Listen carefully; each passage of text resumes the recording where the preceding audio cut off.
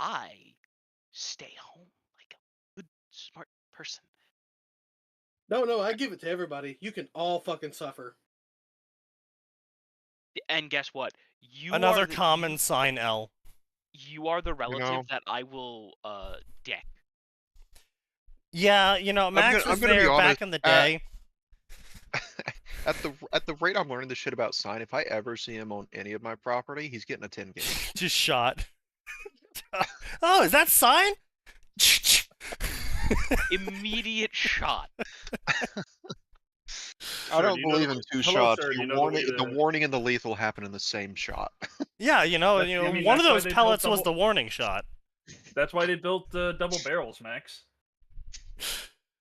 Double the warning shots.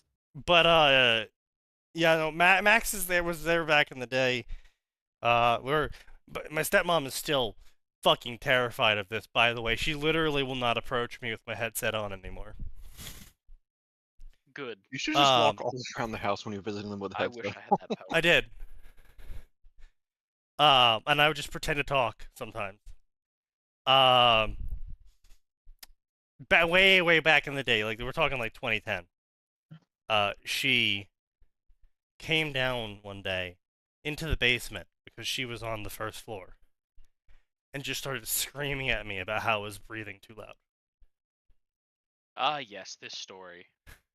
Just stop breathing, Sneaky. It's easy. Breathing too loud. Yeah, breathing too loud. And how if I keep up this behavior, she'll take away the computer or whatever. A classic threat from her, which she never followed up on because I purchased my computer since like 2004. And she knew that if she touched that shit, I would just fucking stab her neck. Yeah, I was about to say, that sounds like theft. And an issue to call the police over. Yeah. But, Probably. yeah, so she screamed at me. And at the end of her whole fucking rant, I go, you know I'm on call with 7 other people right now.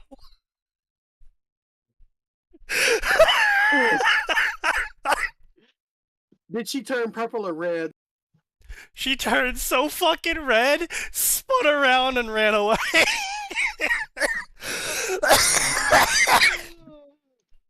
That is now 7 people that knows what kind of person she really is. Oh, yeah. Oh. Don't you know, she's a good Catholic woman. She can't afford that. Yeah. She was actually a good Catholic woman. She wouldn't be Catholic. Oh. Oof. Well, this day and age. Listen, I have said it before and I will say it again. Catholics are heretics. Well, they've also got the anti-pope right now, so... No. They were heretics to begin with. The anti-pope is just making it worse. I just find it hilarious. Adam believes that Martin Luther did nothing wrong. He didn't. I mean, he didn't, but the Protestants are also wrong. Yeah. They are, but they're less wrong. Well, then who's correct? The Greek Orthodoxes? Please don't. Obviously. No. Hellenize everything. Oh god, no. The Greek Orthodoxes are so wrong. Anyway. Dump tech shit today. Oh boy. So, our manager dipped out at 9 a.m. today. And, one of the other managers stepped in. And so, Orpheus, who now works at the company as well, he actually let me know this little bit of tidbit of information, is that apparently my team is basically known as the place where dreams go to die. Oof. Oh boy. Because we're known as having the worst fucking customers in existence on our team. Oh. Makes sense. So, the other manager comes in, and he's like, he's busy at meetings, he's not really checking in. I'm on call. I'm on calls constantly, one after another, fucking talking to people left and right. Oh, this is the other thing that I also found out. Apparently, all of upper management really likes me. Oh, clearly, they have not interacted with you. This was news to me. I mean, I mean, Really? you get your work done, so... well, it's not just that. Because they're not personally interacting with them, they don't have to confront the more acerbic and abrasive parts of Sneaky's personality. They just see that his numbers are consistently where they need to be, and his ratings are consistently good. Numbers go up, stay up. Yo, it's not just that. It's I also got like the customers just constantly calling the account managers, being like, "Yeah, can we change our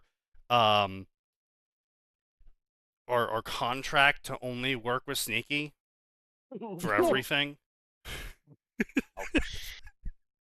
And I'm just like, no. No, I don't do that. No, the answer to that is you gotta pay me a lot more. I'm Yeah, flattered, but I'm gonna You need know, money. that would be really flattering if they're like, sure, if you pay us 200 more, and it's just like, yeah, this is the Sneaky plan. You get one of the Yeah, good see, so here's the thing, right? Like, I have no problem doing tier 2 work, you know, like server work and firewall work and shit like that. I don't have an issue doing it. I refuse to do it, however, fucking remotely. Because you don't have access to it, like, personally, so you can't, like, just unplug it. Yeah, Mm. because Yeah, I refuse to just rely, because, like, the amount of effort I have to put in to figure out a network's topography remotely versus just going into the server room and being like, all right, those cables go there. Okay, that's how that switch works. All right.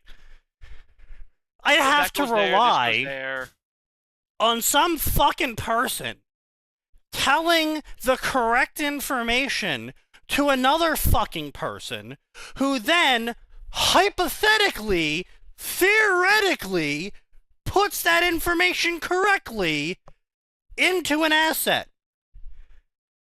And then I have to assume that every single task involving those things in the future correctly updated the topography as changes occurred. And do you know how fucking little of a chance that is? I have better luck going and buying a lottery ticket. Mm. I would just say you have better odds trying to get the SSR on a single pole. Yeah, so, not fucking happening. Yeah, it's just no. Just fucking not happening at all, whatsoever. Yeah. I'm fine being a tier 1. Being a tier 2 tech remotely is a goddamn nightmare, because even then, half the shit just doesn't work remotely. How So can then I you have to tell go the into difference the- between the firewall going down and the ISP cutting contact with it? I can't! And Mm. So, and then fucking I have to talk to the users half the goddamn time, and I say firewall, and they go, the router's fine. I'm talking about the firewall. It looks like this. Oh, the switch? No, this thing. I can't find that thing. Okay. And I'm like, okay, just pull the power cable on the battery back up. And they're like, okay, I pulled the power cable and I watched the server go down. And I'm like, I said the battery back up.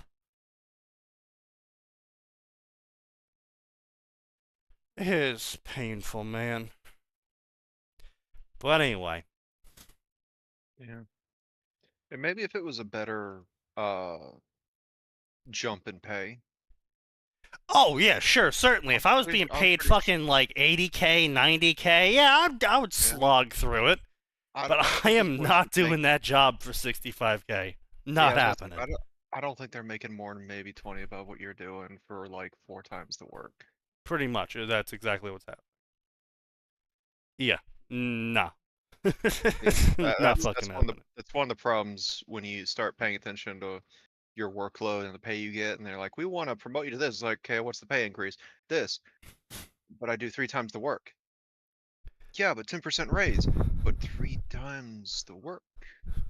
Yeah, 2 sorry. times the work, 3 times the pay, buddy. That's how it goes. Right? But yeah, so that's going on with that. So anyway, I'm on the phone. I got the large deployment team. So my team split into 2 additional sub teams.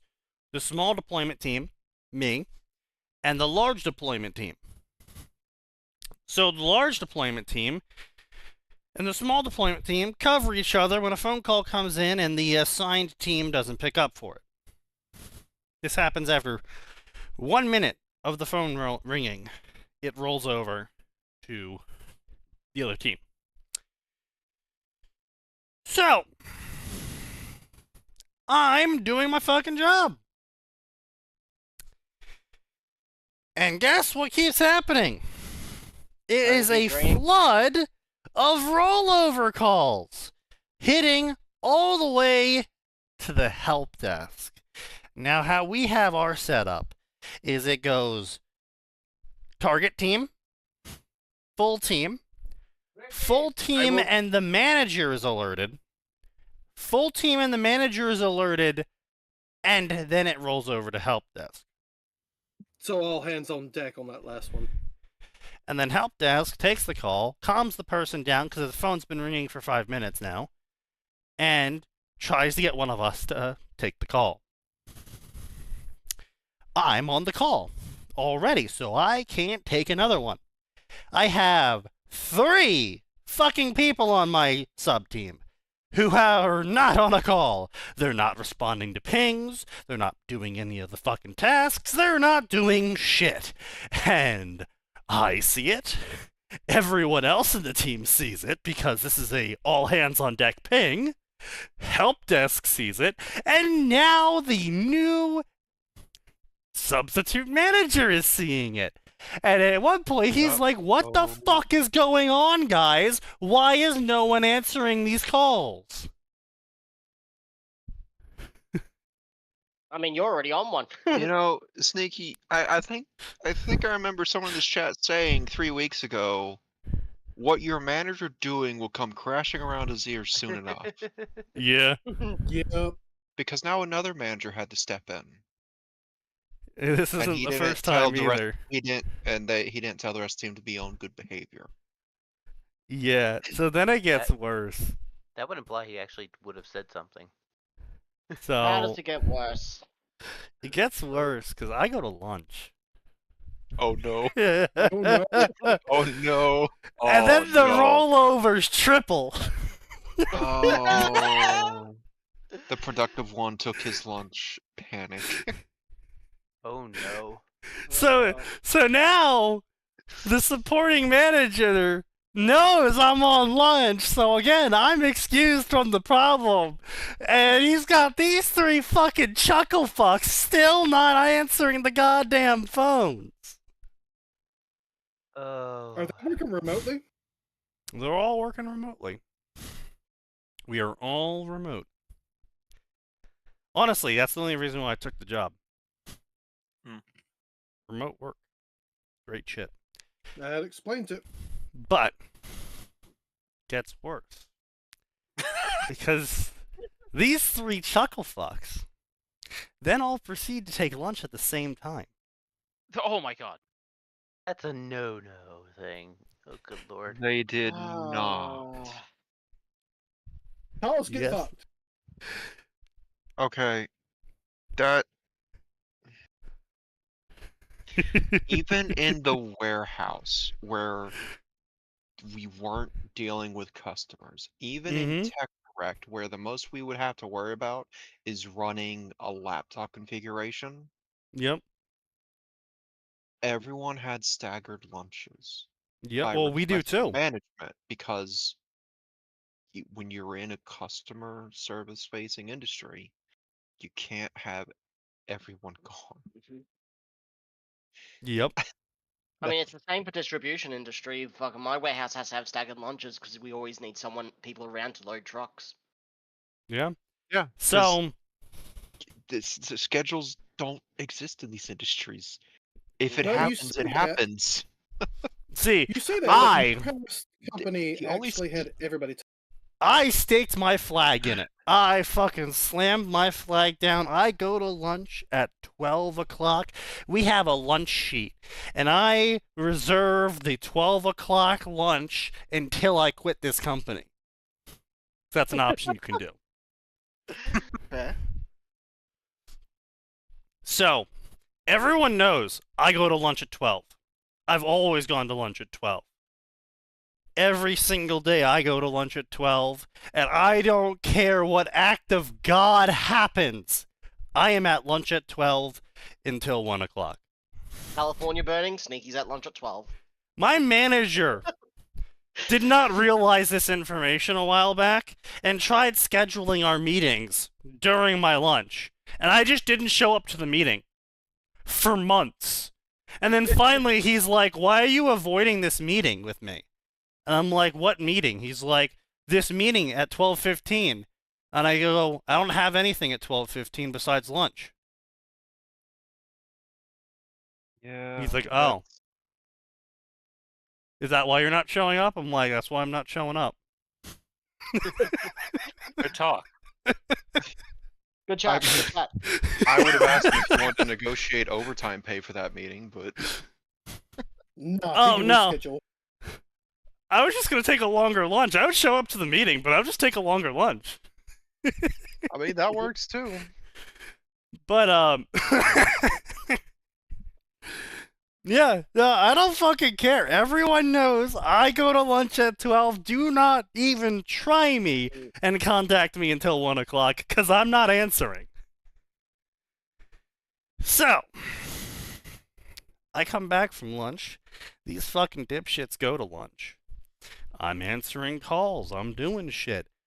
We got the entirety of help desk now handling rollovers.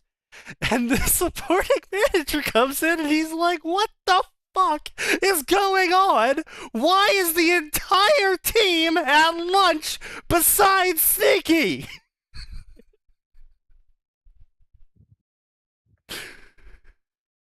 Oh. Might roll. They So then it finally gets going to get worse. disciplined? Oh no. It gets worse? I love Sneaky, but it gets worse. So then it gets worse. Because of course these fucking stooges can't just stop. Oh. These people just love digging their graves. So two of these fucking tards leave at 4 because they come in at 7 because they asked for an earlier shift time, for an adjusted shift time. Now, That's you might be fair. asking, "Oh, are they in a different time zone?" No, they're Eastern Standard. Mm-hmm. Now, the reason why they asked for an adjusted time is because there is a rule in the company. When a shift change occurs, there will not be a single ticket left in the queue unless it is a ticket that specifically must occur during the next shift. And if such a ticket exists, you must first take the ticket and then find someone to give it to on the next shift. That's a dumb rule. Actually, not really. It's a pretty good rule. Because what that It's a good rule. means is that the customers always know that we are working on it and that they didn't just put in a ticket and it just sits there for fucking ever. And what it lets happen is it lets the new incoming shift actually get into their fucking job before they have to start working. So, I also really like it because I get shit tons of overtime from it because I just take tickets and I'm like, "Oh, I'll just submit an extra hour of overtime here and there and then I'll ask for PTO from it." Because my company does that. They pay me overtime pay in PTO, which means I get 1.5 I- hours for every hour of extra overtime I work, which means I get plenty of PTO time to just fuck off for a whole week. I'm getting real sick of how much better your company was than my previous one, Sneaky. The more I learn, tried to it's get like, you employed it- here. okay, but again, remember, I don't want to deal with customers over the phone. True. But Very good reason. It's really ridiculous that the small business that was oriented around families has way worse benefits than the large company that, has 2 to 3 times the workforce minimum. That large company can afford it, though. The smaller one can't. Then don't say you're family oriented. true. Also fair. Yeah. But, Don't yeah. say you care about your employees more than a large company when you can't actually give them the benefits the large company can. So anyway, yeah, these guys took the alternative shift so they could leave at 4, thinking that, oh, if I can leave at 4, that means I don't need to take on any extra tasks past 4 o'clock, because there is already an active shift working on those tasks. Oh. No, that's not how it works. When the shift ends, when your shift ends, you personally cannot leave if there is a task in the queue that came in before your shift ended. Doesn't matter when your shift started or when your shift ends. When your shift ends, there cannot be tasks in the queue. So you can't say, oh, I get off at 4, this task that came in at 2 o'clock, haha, fuck you guys, I'm not doing it, and leave. Can't do that. I've been saying they're gonna get fucked by it for months now. And finally, because in the large deployment team, there is some other alternative shift people who also do this. But today, with our substitute manager, these fucking retards pulled this shit again with 8 tasks in the queue. Oh no. Oh god. Which is Did a they lot. get called and told to come back in? No. Isn't But they the pissed daily, off a like... guy who's been working there for 25 years. So- Because I was going to say, isn't like 10 tasks a day or something the expected for a worker, so they basically left an entire worker's day? Yes. Oh. Yeah. So, one of the large deployment guys says in the alt chat, boy, this alternative shift stuff really seems swell. Getting to leave at 4 o'clock seems like a pretty good deal. And then I, knowing exactly where he's going with that, chime in with, boy, yeah, it does sure seem like a good deal. You get to fuck off and not have to deal with any tasks after 4 o'clock. And here comes the manager going, wait a second, you just said incorrect information. That's not how this works. Why are there 8 tasks in the queue? Why did they leave? Because you get no reaction faster from management than saying something incorrect. Of course. Of course. Yes. Especially if it's costing them money. So yeah, he was like, wait a second, hold up here. the fucking meme where, you know, the guy's sliding forward and the Smooth Criminal music's playing. Yeah, the supporting manager showed up like that. He's like, hold up. My management senses are tingling. So, yeah.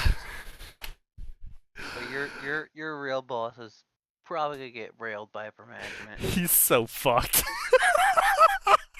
Good riddance. There's something very Carthage shared about how your manager just kind of fucked you over, and now it's like, oh no. Bro, it is the just one consequences of manager his after actions- another.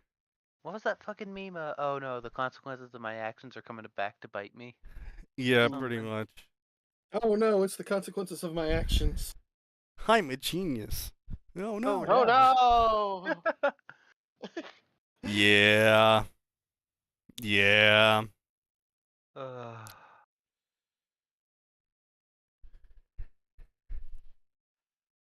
But that's my little techie story of the day. Not much else really happened. I did my job and, reset passwords and other dumb shit. A very lovely 20-minute story. I know, but everyone get your bingo cards ready. I don't have a no. bingo yeah. card. Do I have to It's create a- a new one? It's in your pin. Or is it- I've pinned the thing. You can. Yeah, Oh, it's the been pin. Oh, now. good. Sweet. Oh no. Does it? I don't know if I want to do this again after the lack of bingo for the last. I mean, hey, I won bingo last That time. was I guess. torture. No, you didn't. You weren't here last time. What are you talking about? Oh Oh, shit, I we meant had an New Year. uncomfy age gap. Damn. Yeah. If you have anything else to think about, do you want to add? We can add extra things for it to randomize in. Yep. Mm. This does mean that the larger we make it, the less more likely fucked it it's becomes gonna to be. get bingo. That's the best part. It's really not. Max, the curse will be lifted when we get bingo, and we will never get bingo. I got one. Guy Edgeblade, where the OC has just the edgiest fucking name possible. We already have Edgy. Yeah, dark and Damn. edgy. Yeah. Yeah. Oh yeah. Oop. Better get onto Twitch then. Really funny that Edgeblade, like Ragnar the Blood Edge, is actually not the most fucking edgy. Oh character. my god, everyone remembers Spydar Poison Blood. Yeah, I was gonna say. Oh, I'm So glad we Fanfiction were offers, reading like, a that shit Skyrim because we story, talk and about someone's Ragnar. like, "This is my OC. They're a scary bandit killer," and they renamed themselves Spydar Poison Blood. Let me spell it out for you, just so you take the full mental damage. Yeah, wasn't No it? What thanks. was? I already took mental damage from New Year's stream trying to read out Shori Rama Senju. I think he still messed it I think I did. up. I don't even remember what it is anymore. It's for the best. Yeah, wasn't the reasoning in universe that the name was scary? Yeah. So- Yes, The name yes, would instill fear in his enemies and make them hesitate, or some dumb shit. Yeah, so he named Poison himself Spydar Blood. Poison Blood because he wanted the bandits that heard him, be he scared. wanted them to think of spiders and get scared. that's I'm so fucking sorry. dumb. But I'm never in Skyrim. I'm never gonna be scared of a man named Spider when those fucking Frostfang or whatever spiders in the caves exist. Yeah. Yeah. A man named Spider, you just always compare him to those fucking huge ass spiders, those huge ass Yeah, I was arachnids. gonna say. Well, you see, spiders are scary, and poison blood tells them they're in for a slow, agonizing death, or something like that. It's been a while. No, you're pretty much Guys, spot on. Well, hang on. Some poison is incredibly fast acting and is painless. What? See, Kinda here's the thing nonsense about is your that? character. Yeah, my but character's Max, name is, you're Joe thinking Schmo. about it, and that you don't do that here. You don't think about these things. You feel Hey, them. Oh, right. Yeah. I keep Yeah, forgetting. my character. You can name apparently a character outside of Joe Schmo. He's a shotgun. Yeah. And deals apparently 10d6. outside of fucking you. Jamaican, the way he spelt blood is literally just a fucking Russian be back. fairy. Oh, what? A Oh, Russian fairy, apparently. Blood, one of the Slavic fairies in Slavic mythology, is an evil deity that causes disorientation and leads a person aimlessly around and around. The only thing else is blood in Jamaican is blood clot. Yeah. I see. Yeah, it's because well, you see, the author was of AAV descent. What about the way they So. spell poison? Oh, it's French. Ew. It's potion. Poison and potion in French. It's both. I see. Truly, that is the greatest sin the author committed, being French French. Jamaican. French Jamaican. Truly. Yeah. Yeah, but he spelled it Haitian- blood. Yeah, but it's fine. He spelled it blood, not blood. Bill, you do. Yes, I saw. Anyway. Absolute idiocy. What if I look up So what were you thinking, gentlemen? What are you thinking? Are you thinking Ruby? I know you're thinking Ruby. We're doing Ruby. Alright. I was not thinking Ruby, but okay. I was thinking Naruto, but you do you. Well, we already did Well, Naruto, I like so. that I like that it started as a genuine question, then he made a suggestion and convinced himself of said suggestion. Yes. With zero input. Yeah. Wait. I'm amazing like that. Why are we going Well, Ruby? I what don't is have it, music zero? video on here. I know. Music video taken out. I don't know. Oh wait, Ruby, I'm near guaranteed to get Angst Romance. Let's do this. And he jinxed it. Mm-hmm. Truly. Oh, You thanks. should know better. You jinxed it for me too, jackass. So anyway, first up, we have Team Ruby and Juniper watch the show. An interdimensional being kidnaps Team Ruby and others and forces them to watch and react to events that have already happened and events that have yet to happen. Taken from mid-volume 2. A Do you hurt think we've comfort seen enough? drama. Do you This think is the we've exact seen same enough one of we've this we've sort of we story? found. I'm pretty sure we to found add this to one the at bingo New card? Year's. It's hundreds of chapters, isn't it? No, it's 82 chapters. 82. Oh, hundreds of thousands of words. 300k. Yeah, we already found this one a couple, like 3 weeks ago. I know, but I never clicked on it. Fair enough. Yeah. Also, the stream's still showing the Infinity 8. It's great. I know. Aw. What were you saying, Max? Do you think we've run into enough of the watch react stories to add it to the bingo card, or Do it. Oh. I don't think we've seen that many on stream. I Well, the mean, thing like, is, would they it be they reacting really only canon or happen in the reacting- Ruby section. Mm. I'm not sure that and happened in there Harry were- Potter all the Also, time. and no, it happens There in was MHA also- crossover as well. There was also a time where true. it was like it was a big genre for all of 2 months Yeah. in the Naruto fanfic section. Yeah. No, that's you're not wrong. That's what I'm saying, though, is like these days we really only see it in Ruby now. Yeah. I was gonna say it's also depends. Do you mean canon or reacting to other fan fictions as well? Because you see a fair No, just few of those reacting in general, dude. Just like X characters are reacting to Y things. Yeah. Like, Yeah, I think he's right. I think we can probably add React fic. MST3K Maybe. No.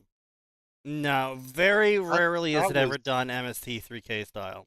that's a bit of an insult to MST3K. Yeah. Yes, I'm aware. But that's what they all mistakenly call it. Not really. I've Like never- almost I've never- none Most of of them them. don't even know I've what only MST3K ever is. seen Fine, I don't know how to tell you in this. Most the of them don't even know what MST3K is, brother. yeah in the 9 I'm years we've been aware. doing this. We've basically only ever seen maybe 2 stories even reference MST3K. Oof. Yeah, And most of them were from that's, old that's people. hundreds of stories. Yeah. So we know it's gonna be shit. What if we put in cross-posted from AO3? So it originally from AO3 cross-posted to. Oh, FF. you know what? We do see that fair amount. Maybe Like, just not make the frequently, cross post but- just in general. Cross post in general. Okay, yeah, sure. Because we've seen some like check out my Wattpad, check out my Mm. space My battle. Royal Road. Yeah. Yeah. True. Wait, is Team Ruby and Juniper watch the show is a fucking V2. Oh no. No way. RuPaul has only one other fic. Oh, of you know one what? You know chapter. what? Let's add that. A V2? V2. We see that often enough, yeah. Yeah. Yeah, we V2, That's fair. V2. We can add V2. I actually looked at my bingo card. I was like, oh god, that's got to be on there. Unfortunately, no. Yeah, literally one chapter, 2,000 words, fucking from 2022. No, wait, it's actually from one day after this fucking Juniper one was posted. What? Huh? Is this the same chapter one? I gotta check on both.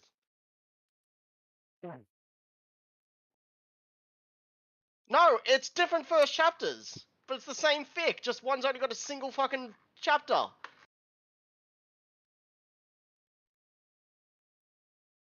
What? And it's also a bloated character fucking list. Of course it is. Of course. It's not just Team Ruby, it's basically all of Ruby watched Ruby. Even though they've spelt it RWBY. Alright, so we will add, let's see, edit. We will add cross post. Add more. V2 / etc.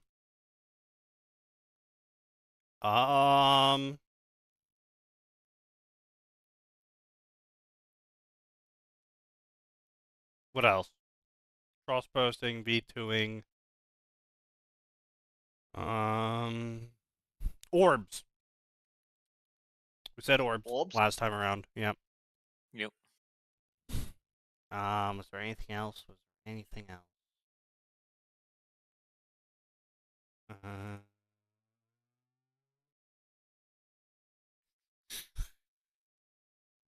Do we have trigger warnings? Oh, you know what? No. I haven't seen too many You don't recently, but I see that will very add often. that. Oh, power just cut out. Damn. Rip Max. Oof. Ooh. On a Friday, too. That's rough. I guess Kaz and I are just going to have to carry the stream. Oh, Yep. no, you No, don't. I'll you drink don't. to that. I'll drink to that. I'm still here. I will Wait, my take bingo out card just the changed. Outback. Wait, my bingo card just changed. Did that randomize it because you added more? Again? Maybe. Maybe. Huh. Yeah, it Yep. did. Oh. Weird. Interesting. Wait, I've lost Angst Romance! You fool. Ooh. I'm not sure how I feel about this particular arrangement, but I might be able to get something out of this. All Oh, right, wait, no, so there it is. I'm just blind. let us begin, gentlemen.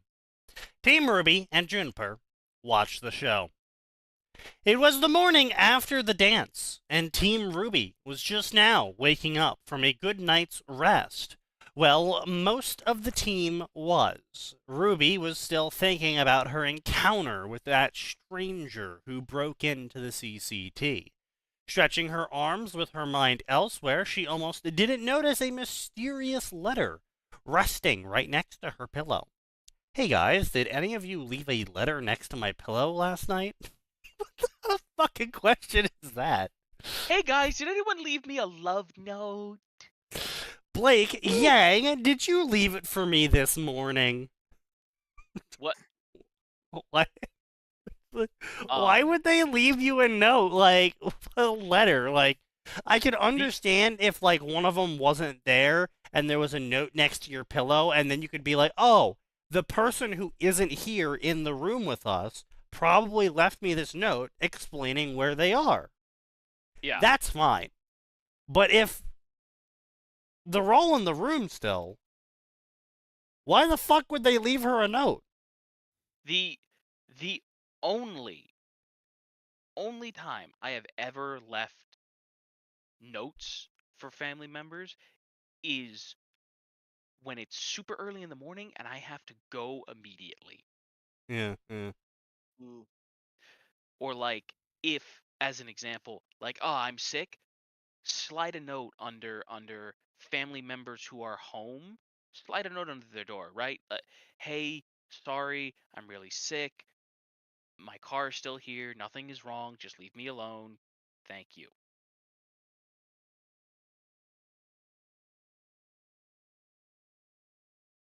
All right. Anyway, so we have strange, mysterious. Yeah. We have strange and mysterious. Why? Wait. Why letters. not ask Weiss? No, wait. Why of all people who would put a formal letter next to your pillow would you not ask Weiss? Yeah. Weiss Because likes to you do her see- complaining in person, don't you know? Not by letter. Yeah, Yeah, but but Yang would this is- never write a letter, and Blake would never admit to anything. Yeah. Wait, You see, Yank this Yeah. is secretly barbarian Weiss. She doesn't actually talk. She communicates by Batista bombing people. Oh, of course. Ah, Yank can write. You know, it is so sad. I know a guy named Batista, and I constantly make the Batista bomb joke, and he doesn't get it. Oh. That's actually sad. Yeah, I know. But anyway, blah, blah, blah. It was either placed on her pillow when she went to sleep, or it was put there when she got up in the middle of the night to use the restroom. Wait, huh? Wait. Huh? huh? It was put on the pillow next to her when she went to sleep, or it was there when she woke up and went to go to the bathroom. Okay, Ruby, if it wasn't there when you woke up to go to the fucking bathroom... Is this bad grammar then? No, this is just the No. author being retarded and not knowing how to write a series of events. Yeah. Ruby gets an invitation to Super Smash Bros. Opens up letter. It's just the fucking Smash Bros symbol. She blinks out of existence. You know what? I would have been fine with that. That would actually be funny. Ruby gets an invitation to Hogwarts School of Witchcraft and Wizardry. 4 years late. Also leading to a backroom dealing between us and Dumbledore. Well, there's only one way that's ending. You know, as much as I hate it, I think Ruby would get along with Samus.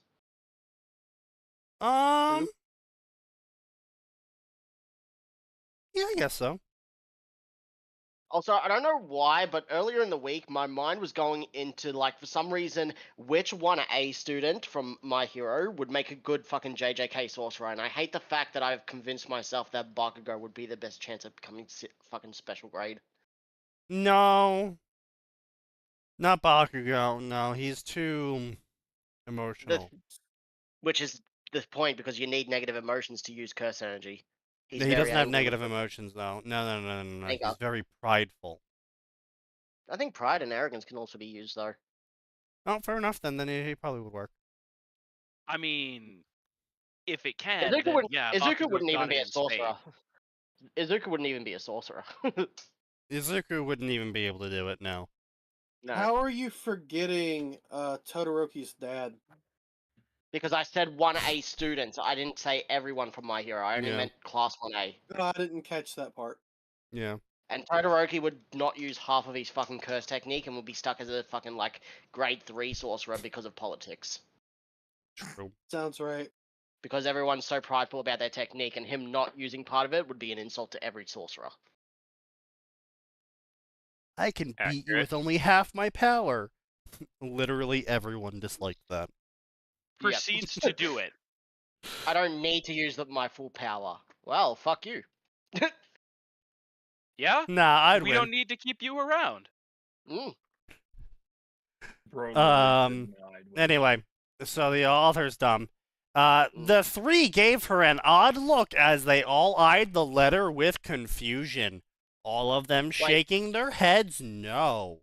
It was then the others noticed there was a similar letter for each of them on their beds. Wait, so are you telling me that Ruby was the only one who noticed a letter on her bed after all of them had gotten up? Yep. So you said author's dumb. Is this author knows nothing, or is it just supposed to be author knows nothing about the fandom? Author Knows Nothing is usually supposed to be about author being like, oh, you can survive 20 days without drinking water. That sort of thing. Oh, fair enough. We should add author is retarded. That would be the free That's space. That's middle. Yeah, that's the Yeah. middle. Middle. Ah, And that's taken by drinking. Which, cheers, I'll drink to that. Yep, I can drink to that.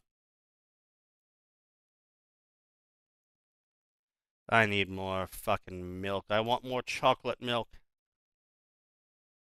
Milk. Let's see here, blah, blah, blah. But that was impossible, for there wasn't anything on their beds just a couple seconds ago. I mean, you don't know that. As Clearly more weren't paying questions... fucking attention, so Yeah, you know... Yeah. Blake might have ran away from paying attention. She might have just missed it because of that. True. As more questions began to rise, a large flash of white light began to engulf the room. Wait, so you're not even gonna let them read the letters? Bro. apparently not. They'll never know that they're in Smash Bros. Damn. Raising all kinds of alarms as they tried to reach for their weapons, but it was ultimately too late as their vision as they Guys, are White shows up- visions. guys, White shows up in Smash Brothers, and everybody goes, "Damn it, another Fire Emblem Lord." No, I mean, they've yeah. been saying she's unfair because she can use her glyphs to not get ring out. Oh my She can god, jump off it's them. another lord that just fucking It's has another a Rapier counter. Lord. It's Yep. another rapier lord. He has a counter. He has all this. Oh, no, why isn't he Ah. like scrungly? Why do we have to have another Fire Emblem protagonist? Why can't we have Roy Roy No, Smash Bros? honestly, I think everyone would be more pissed off about Ruby because her fucking her fucking smash moves would be all about her doing a dodge while attacking. Yeah. I was gonna say people were mad about that when fucking Smash 4 did it. And Blake would also be Yang similar. Yang would actually have nothing really that special beyond the fact that the more damage she takes, the more damage she does. That would probably be her As skill. well as they I would mean, also probably have Ganondorf's to got give her- something like that, so people wouldn't. I mean, people would Yeah. still be mad about it because they'll be mad about everything. But Well, Yang would yeah. probably also have to have some sort of super armor so she doesn't go fucking flying everywhere. Oh no, I think that's what you could do is you could easily make Yang just be labeled as a super heavy character. Because, you know, Bowser and DK and shit and DD have that label. So yeah. you could easily just apply that label to Yang as well. Best way to do it, one of her attacks brings out her bike. She's just got it with her. Oh, so she's less ugly Wario. Yeah. There's actually a challenge where you've got to beat one of the other using one of those characters using only the bike attacks. Weiss would be some sort of like fucking Kirby-like character mixed with Fire Emblem, in that she can use. I was thinking the Fire Emblem Lords mixed with fucking like Fox, because with her fucking glyphs she can do like go fast. She can almost jump off shit. She can propel herself. No, I would say more like if you want to use the Fox inspiration, then I would say basically her smash attack would be casting the glyph in the direction of the smash attack, which would then allow you to like it would stay there for like 5 seconds or something, so you could like bounce off of it.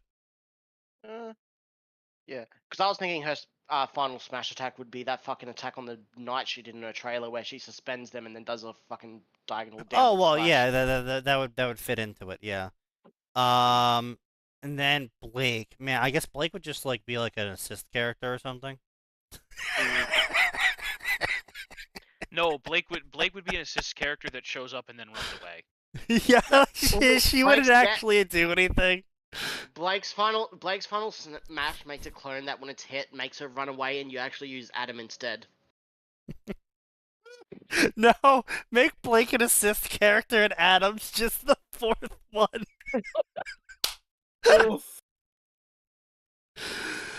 Oh god.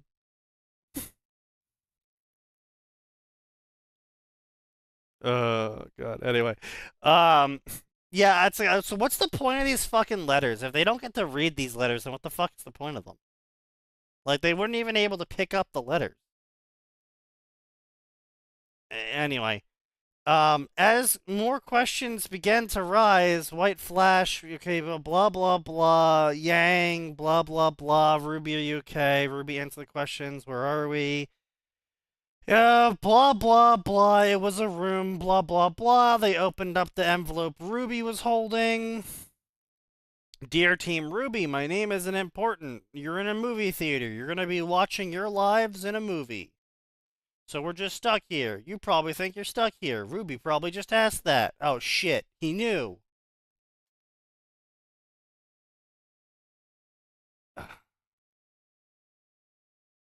I am confused as to the point of this story.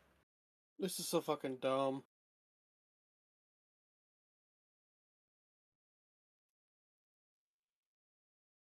You won't be the only ones in this situation. Blah, blah, blah. Blah, blah, blah. Confused. Juniper showed up. They were confused as well.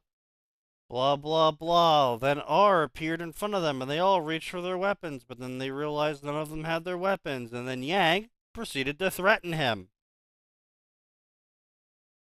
Yeah, that's a great idea. Still accurate, though. See, I didn't this is say it why... wasn't accurate. This is why Ruby is like the best worst fandom ever, because it's got such major potential, but if you correctly write an accurate fanfic, it's a terrible story because the characters themselves are fucking awful.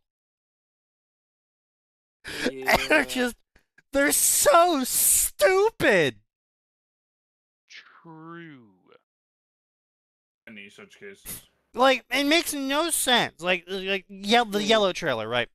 Makes no sense if you actually sit down and think about it. Because 100%. what the yellow trailer says is that a prospective Beacon student is stronger than an entire major criminal gang. And yes, that's right, they canonized Junior as one of the major information brokers of Vale, not the entertainment sector of Vale, not this block. All of Vale, he is one of the top criminal elements. And he was beaten by a prospective Beacon student. Yeah.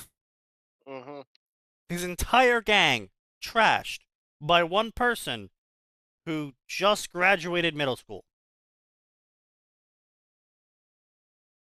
Yes. It's just... that is just... makes no fucking sense. At all. Like, why is there even a criminal element if students that aren't even going to the combat universities are able to dumpster them? How can you even run a criminal element at all if you don't have more force than whatever random person you rock up against? Because that's the whole point of the criminal element, is the reason why they can even exist. An entire exist. kingdom with 27 people. That's how you do it. True.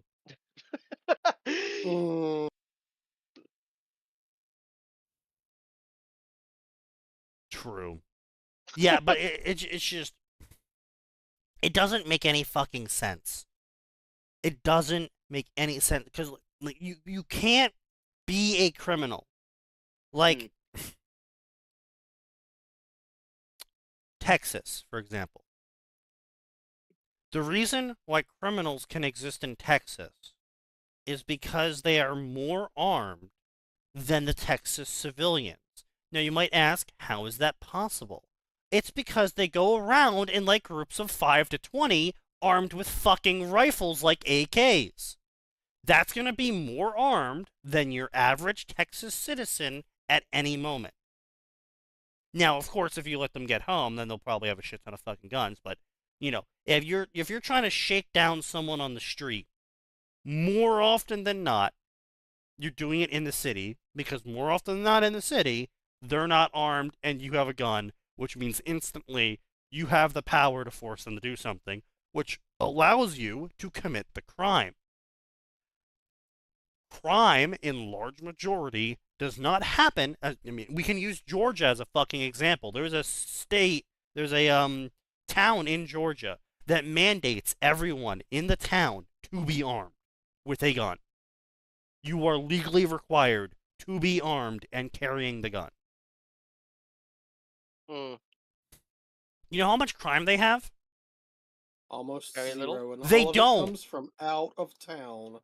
Yeah, they don't have any in-town crime. Because everyone's fucking armed, and everyone knows everyone is fucking armed. So it's a really stupid idea to try and pull a gun on someone, because literally everyone else also has a gun. Well, not everybody. There are exceptions to the Yes, law. you Yada, can yada, apply yada. for the But exception, something yeah. like 80% of the people there are armed. They're carrying. Yes, but when you are a criminal trying to extort money from a random person, you're not going to You're not stick gonna your risk hand it. into a rat trap that has an 80% chance of going off. Nope. Armed society is a polite society. So, you know, they target areas, a large majority of crime. Like, if you actually remove the criminal statistics for crime done to oneself, so suicide, you know, that removes 23K of the 36K gun deaths in the U.S. That's a massive amount of gun deaths. It removes 2/3, right? Yep. And then if you remove all gun crime that occurred in non-gun free zones, you would barely remove any gun crime. Mm. It was something like 67% or some crazy shit like that of gun crime is performed in gun-free zones. Well, yeah, it's a place where the criminal can bring their gun, but Yeah, they're almost guaranteed not to come up against somebody who has their own gun. exactly. So, crime only happens when your ability to overpower a random person on the street is a higher statistical probability than consequences. And that's not because criminals are smart and they go, oh, I shouldn't do this because I'll get caught or something. It's because they do it and then immediately fuck around and find out. And so then you don't have a lot of criminals left because they all found out. Or you still do, but they see monkey do or don't do. They see you get fucked up if you try this, so they stop trying it here and they move on elsewhere.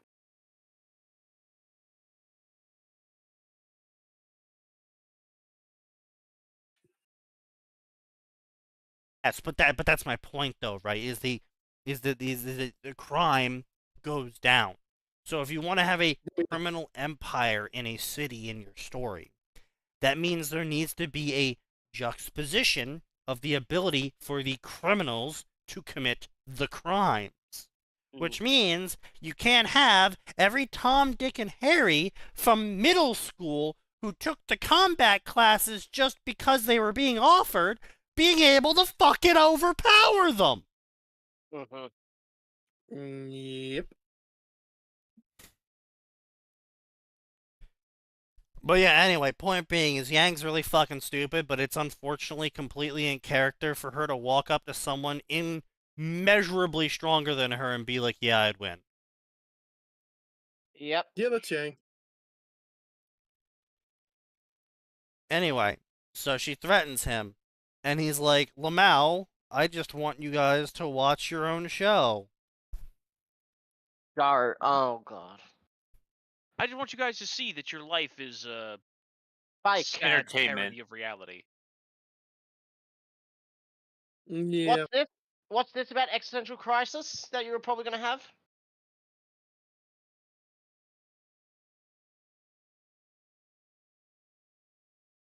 What the fuck?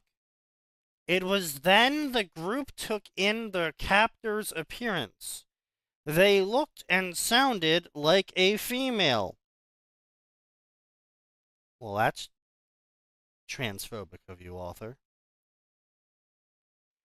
She had 2 fluffy blonde hair that stopped at her shoulders.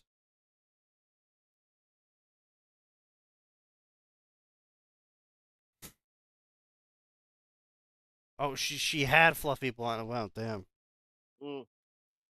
She had fluffy blonde hair that stopped at her shoulders. What appeared to be a long dragon tail behind her, with 2 horns atop her head.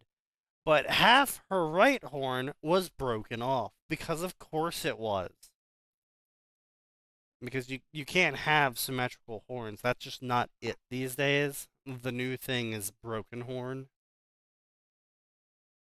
That means you're serious. Of course. Her eyes were deep hazel with freckles running over the bridge of her nose. She wore a burnt orange hoodie, black shorts, an old, very torn red scarf trailing behind her, and black shoes. Besides all of the black, it looked like her color scheme was fire. So if you ignore all of the black clothes, her theme was fire. That's crazy. Okay. Yeah. That's crazy. It's If like you a weird fusion of Blake and Yang. Wow. If you ignore all of the white and blue in the American flag, it's communist. Indeed. Mm.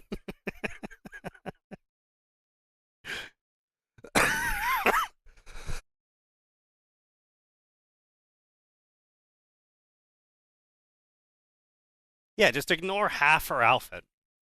Mm. You know. Of course. Even though she seemed to have the appearance of a faunus, Blake wanted to cover her ears. Huh? I don't know. Oh, she wants to hide her. She wants to hide even though she's seeing another faunus. Which I don't know what relevance that has to do with anything. Yeah, Blake's trying to hide it from everyone at that point. Everyone except... Did Team Ruby find out about Season 2? Yeah, because the ship was the start of Season 2. Was it? I thought that was the end. I guess I'm wrong. No, the end of Season 2 was the dance. They found out that Blake was a faunus at the end of Season 1. Yeah. Okay. But anyway, that isn't necessary. I already know you were a faunus. What do you mean, were? Where? I already know you were a faunus. Huh? She's not one of... Feels for ears, doesn't have the animal ears. What? Where'd my ears go? Your next Oh, words are, no. what did you do to my ears? Congratulations, Blake, you evolved. Congratulations, you're a real girl now, Blake. R said, putting her feet on the ground, how I know isn't important. Aside from the fact that she was there and could see her ears before Blake covered them up, because going to cover up the top of your head is a very obvious hand gesture and would attract the eyes instantly. So I'm not really sure why this is an impressive bit of information. Oh, Blake, I already know you're a faunus. Oh, it's only been 6 months since you revealed it. I think the author is talking about meta-knowledge shit, but they're just not getting it across.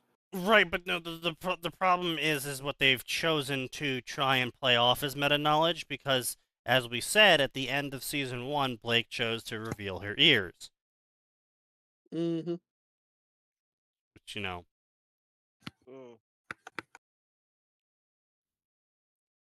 And if said person was able to sneak into their rooms to plant a letter on their pillows, that means they saw Blake without her bow on.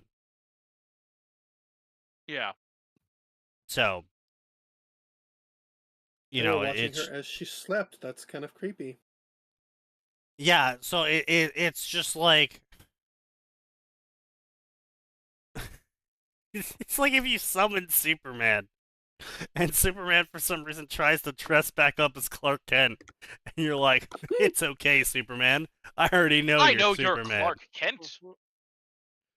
No, not even I know you're Clark Kent. It's I know you're Superman. It's like, yeah, because he's standing right in front of you, dipshit.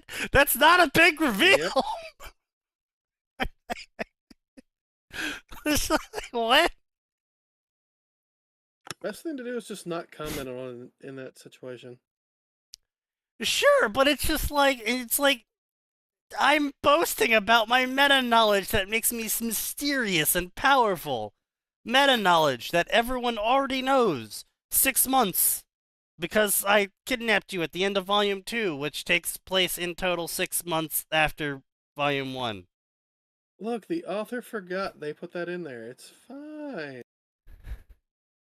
Besides, I need to introduce myself. My name is Raider, and I'm the one who brought you here, and the whole purpose of this is for you to watch yourself so you can change the future. Wait, didn't they just ask who this person was, and then this person said, my name's not important? Yeah, yes, Yes. they've asked who the person was twice, and they got the answer of it's not important twice. And they also asked why were they here multiple times and have received the answer of to watch yourselves of the future multiple times. TV But show. now it's a big reveal that their name is Raider and that they're here to watch themselves from the future. You know what it feels like, actually? It feels like this story was actually written over the course of multiple weeks, and the author just whole ass forgot what their previous sentences said. You know what? Yeah. We've definitely had situations like that where it feels like the author's just like taking like a 7-month break between each sentence. Yeah. I know that happened to Gray a couple times in the last chapter we posted for Undying Scarab. There was moments where I was like, Gray, in the previous paragraph you said this. How do you Yeah. not read your shit and know where you are? I hate the fact that this doesn't count as first chapter doesn't get to the point, because first chapter gets to the point way It too much. immediately gets to the point, but it reiterates the point multiple times. It keeps going on about the fucking point, to the point that there's no point. Indeed. Correct. We're here to watch our future, Weiss mimicked. Huh? Raider nodded her head with an affirming smile. Yep, this is so you can change what would happen. But as is in the letter, not too much, there's gotta be a few things that happen in canon, so everything remains on track, or else you wouldn't be able to know the future anymore. Then what's the fucking... The worst.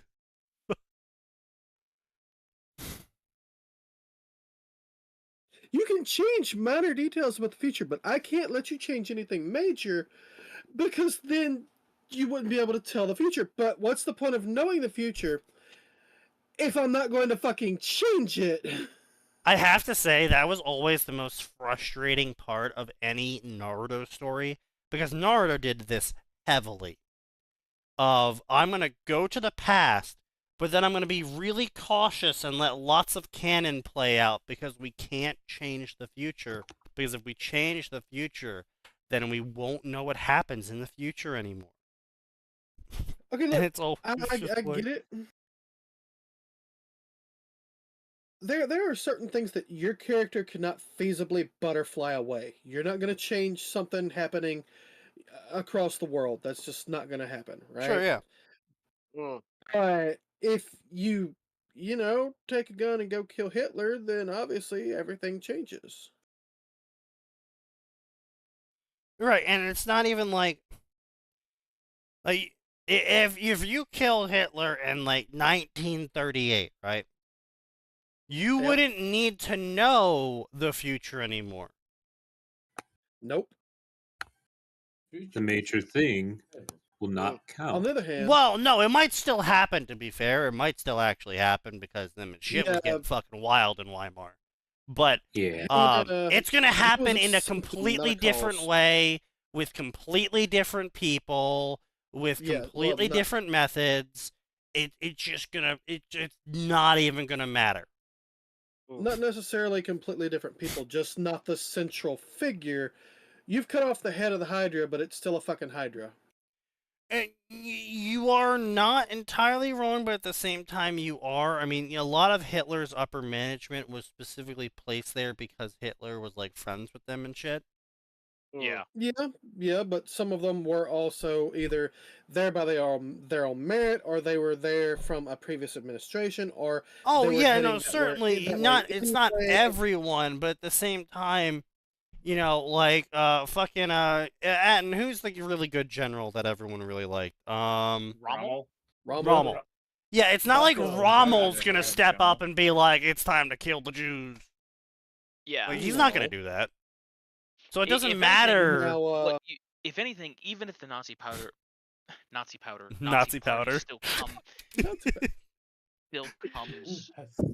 to power, Yeah. you're going to have it's going to look very, very different, because you're not going to have someone who does what Hitler does. You're not going to have someone Yeah. who makes those decisions.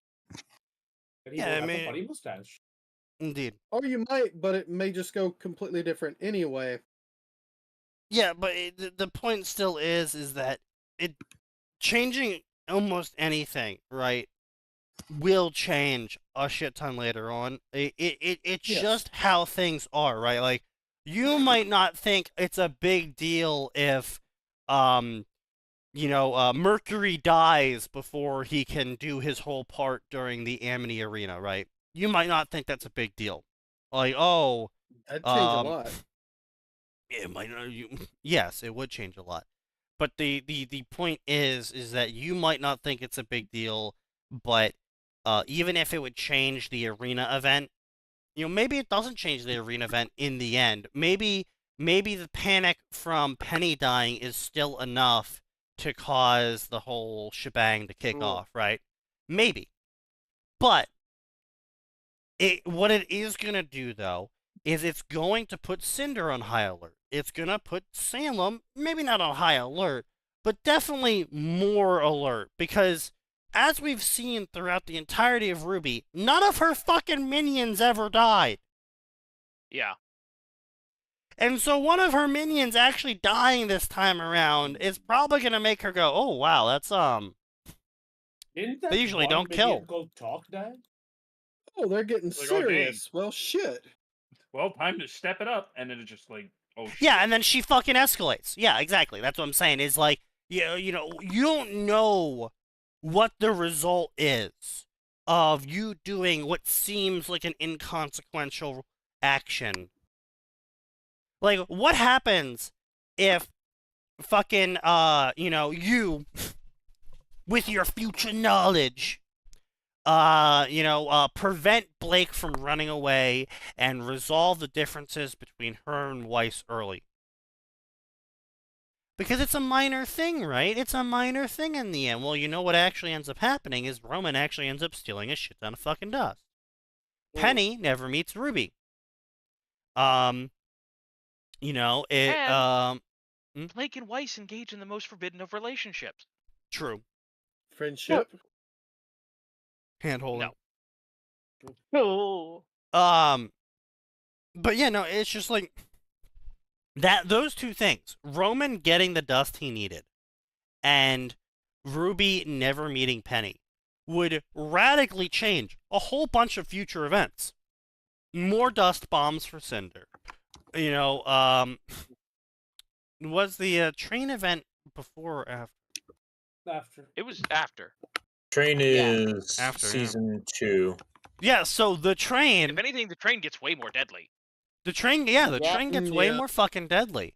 And you know The what? train opened a hole. It opened a bigger hole. You could even say because they never had that fight, and because maybe they trained a bit more, maybe because they were a bit more cohesive, or there's a whole bunch of butterflied reasons you could say, is maybe they never took the Amity mission. Or maybe the Amity mission was they taken might by took someone over. else. Or that. Well, yes, sir, you can certainly say that. Like, you, again, are the author, so you're the arbiter of what ends up happening and how much actually gets butterflied. But it's a question of, is this possible? Can this happen in the series of dominoes that I have displayed before you? Sure, You know, but, okay, remind me, didn't Oobleck pick the Amity thing? no, the He kids came did. along. The team did it. Oobleck was just along. And they only Exactly. found the White Fang train because Ruby fell through the ground. Yeah. That too. Also, extreme luck. Yes. Yes. Hardest throughout the So series. yeah, so it's a very butterflyable series of events. Like you can take the butterflies to a believable extreme of Roman never gets stopped. He gets the dust he needs. Roman never gets stopped loading the dust onto the train. The train successfully blows a fucking nuclear bomb into the center of the marketplace of Vale, kickstarting the fall of Vale a whole season early. Mm-hmm. Mm-hmm. Yeah. So, I mean, there's a lot of things that can happen because of small, little, inconsequential changes. Now, obviously, you, as the author, always have full control over where the story goes in the end. But, again, like I said, as you know, being an author of a fan fiction story, and to a fiction story to an extent, but as a fiction story author, you basically have way more ability to set up the display than a fanfic author, because obviously people reading fanfic are already coming into the story knowing air quotes the characters. And already have preset expectations for what those characters would do in any situation you present to them. And so it's sort of like one of those YouTube videos where they set up the dominoes and you see them, they knock one domino down and then, sets off this really wild chain reaction and they're going everywhere and doing doing crazy shit and whatever, right? If one of the dominoes in the video just randomly explodes into a giant, fucking mushroom cloud, scattering the pieces everywhere, you're gonna be like, initially, you might be like, oh, cool. Why the fuck did that happen? Don't worry about it. It's fine. Just turn your brain off. It's Michael Bay.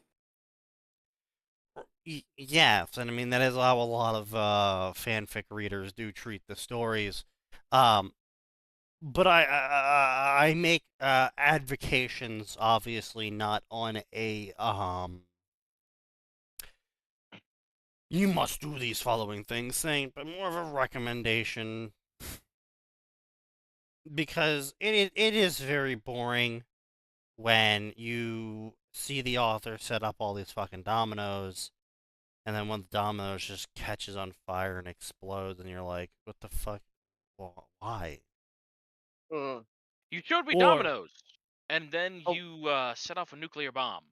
Yeah, it's like, why? You showed me dominoes, but why did you show me these Or dominoes? or even worse, they tip the domino over, they start hitting each other, and then the person runs on the scene and holds down the next domino and prevents that domino from falling over because they really like that domino and they think that canon event should happen.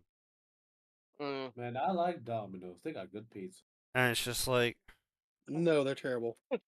No, Domino's is pretty good. Look, pretty good the down thing here in Australia. The thing with Domino's is it's reliably mediocre. Yeah, yeah, that exactly. It doesn't matter what Domino's you go to. The same way that I regard IHOP. Is it ever going to be my first choice? No. Is it going to be my second? Maybe even my third choice? No. No. But do I know exactly what I'm gonna get when I go into the Domino's that's in Italy, that's in Hawaii, that's in China, and that's in America? You bet I do. Yeah. Yeah. Unfortunately. You're always going to find something wacky there too. True.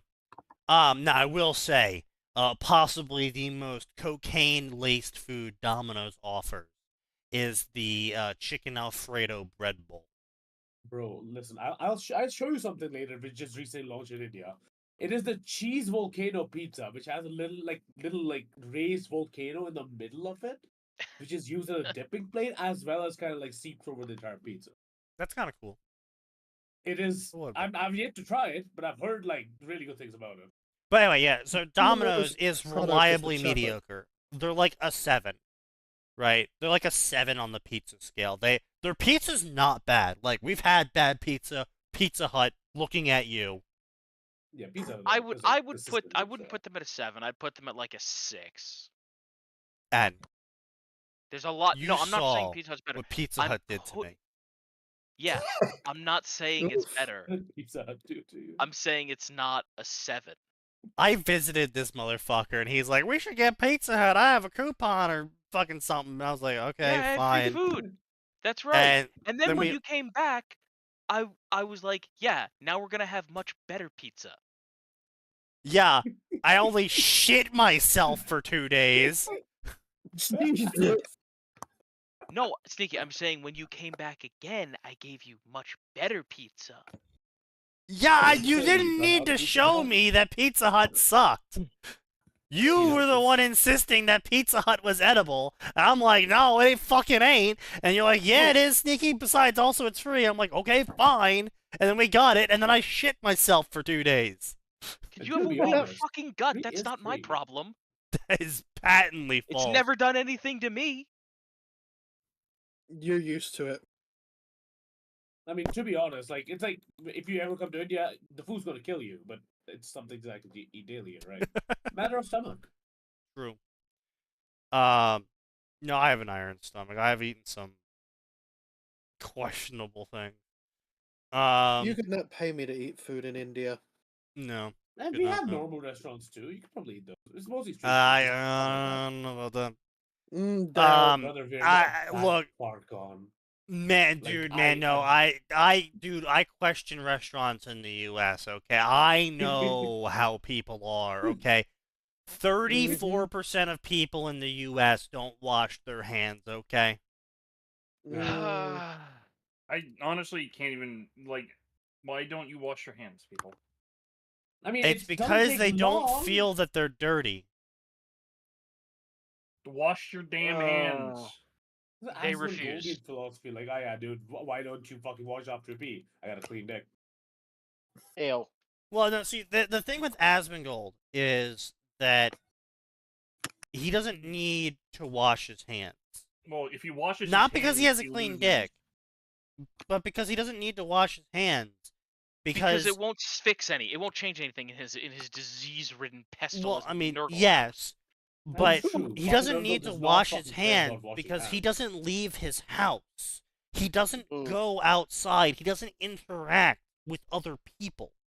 Okay, bacteria still exist. Like, Right, It but will that's not a There question you- of you personal can health. You can see roaches on his fucking Sure. stream. But that's Oh, his God, choice for shut his up. personal health, okay?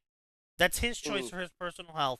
He doesn't need to wash his hands. If he wants to live in a fucking hole and wipe shit on the wall, literally, then he can go ahead and do that as long as he's not inviting people over to his house. Is Which, he to be fucking fair, rich? yeah, he's got like $14 million net worth, yeah. Then how is he living in literal filth? because because he's a it's- disgusting gremlin of a human being. Because Like, it's his mom's house, and his mom died, and he doesn't want to get rid of the house, and he doesn't want to renovate the house because it's a waste of money. Then And- at least hire like some A people to clean maid. it up. Yeah, he said he was gonna do that, but then he was like, "What if they throw away something that reminds me of my mom?" And Oh, then, yeah. so- His mom was a hoarder as well. Yeah, his mom was a hoarder. Admittedly, he did recently when he was banned, for his comments on Twitch, which we can't repeat because one of them will probably get banned from Twitch permanently. He did say he was going to clean up his house, and he did actually follow up on that, and he did clear out, I would say, maybe like 50 to 70% of the shit in his house. And he does occasionally clean up his room. It's just, he lives alone. No one visits him. He's single. He comes from a poor background, and he doesn't care about his personal hygiene. So he's going to make a lot of choices that I'm not a super big fan of, but also at the same time, it's not like he's trying to get people to come over or sleep in his house or have a girlfriend or interact with people non-digitally. Like, he doesn't do anything. So if you want to live in a rancid pit and just live there isolated alone, fine. But if your job is to go make food for people, I want you to be scrubbed with radiation before you enter the fucking kitchen. Yeah. Yeah. Yeah. Yeah. Your personal health choices, they're not personal anymore. No. I'll be honest. Even if I don't even care if it's going in the kitchen. Once you Just go wash your hands. outside and agree to interact with society, Mm. there's a limit to clean. what you Oh can yeah, do no, sure, with yeah, your health. obviously, yeah, obviously. I But, know, but like, standards. yeah, but it's just like I've seen so many fucking things that it's not even like a question of like washing your hands, because I mean, maybe you do wash your hands, but it's like I go to restaurants and I see like the cook has those long ass fucking nails that some women like putting on, where it's like falsies. 5 inches of nail, and it's just like, there is no way, you will never convince me that those hands are clean at any point in time, ever. How do you handle food like that? I don't fucking know. How do you handle anything with 5-inch nails? I don't fucking know. But it shouldn't be allowed. And I see people without fucking hairnets, and their hair is like, fucking everywhere and not, cleaned up. And it's not like if it was at least in a ponytail, I'd be like, okay. But no, their hair is fucking everywhere. Everywhere, yeah. It's just like, oh god, no. And the lack of hairnets is generally a very telling thing about like restaurant. Yeah, exactly, and that's what I'm saying. It's like I don't trust restaurants in the U.S. generally. I'm not gonna trust restaurants more in other countries with even more lax health standards. I've seen what goes on in China. The way brother loves, motherfucker, you live in Australia. There's nothing there. At least I'm not cutting food with my fucking toenails. True. I mean, hey, well, China's a special case. China's a very special case. Okay, China also has like other shit to deal with. China's got way more problems than people washing their hands. Are people washing their dishes down in the stream? Or collecting used oil out of the gutters? Wrapping dog intestine with tail fat and calling it lamb meat.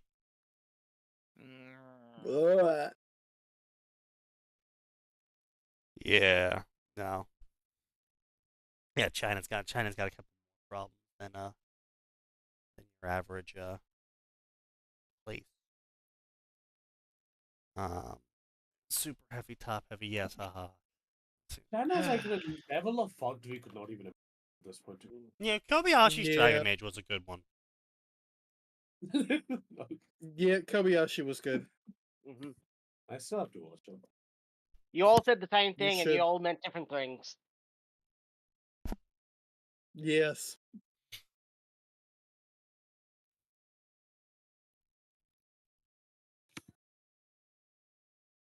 Is it time to change stories? Maybe. We're very close to the end, so. Yeah, because this isn't getting us any bingo. Yeah. No. So anyway, some dog shit stuff that's stupid, blah blah blah. We're frozen in time, blah blah blah, interdimensional kidnapping. Yang is still threatening the interdimensional omnipotent kidnapper. That's very Yang. That is surprisingly Yang. Here are some of the rules you must follow. Don't make a mess. I can easily clean it up, but you're big kids. Oh. Okay. What do you? These are Rule the children 2. that caused a food fight in the cafeteria that inflicted property fucking Well, damage. no, that was at least Yeah. 40% Nora's fault. True. Nora's If there. you have something to say while watching, say it so I can pause the episode and everyone is able to talk about whatever just happened. Oh, Jesus Christ. Okay. Is this Not like a really viewer effect? rule. Oh, yeah, it's a viewer effect, yeah. Yeah, Lastly, that's rule good. number 3, we're watching TV, so everyone should have fun.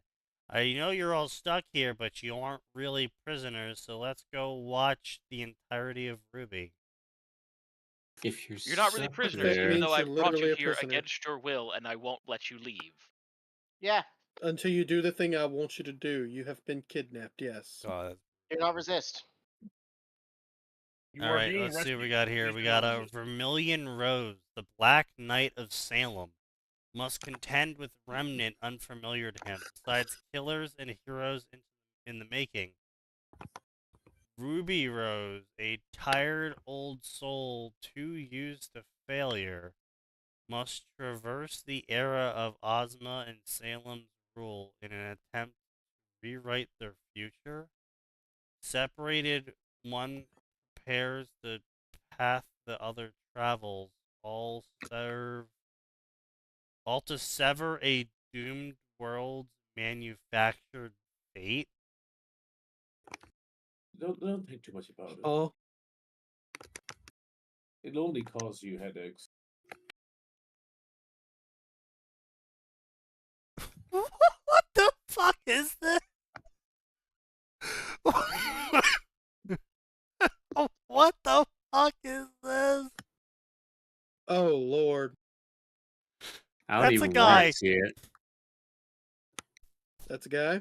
That's a guy. What Wait, what? the fuck? Oh my god, what the fuck? Tension. I Did hate they it. use the fucking porn program for this? I think they did.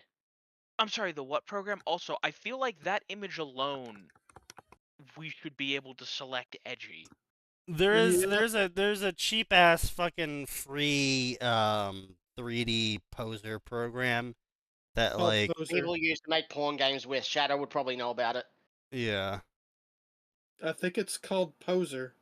Yeah, something it's like similar. 3D poser or something, yeah. I know about it due to fucking space battles and Steam. I see. I mean, if you've seen any animated porn posted anywhere, you've probably seen this garbage pop up at some Yeah, point. it's a very distinct visual style because the models are fucking dog shit, Horrendous.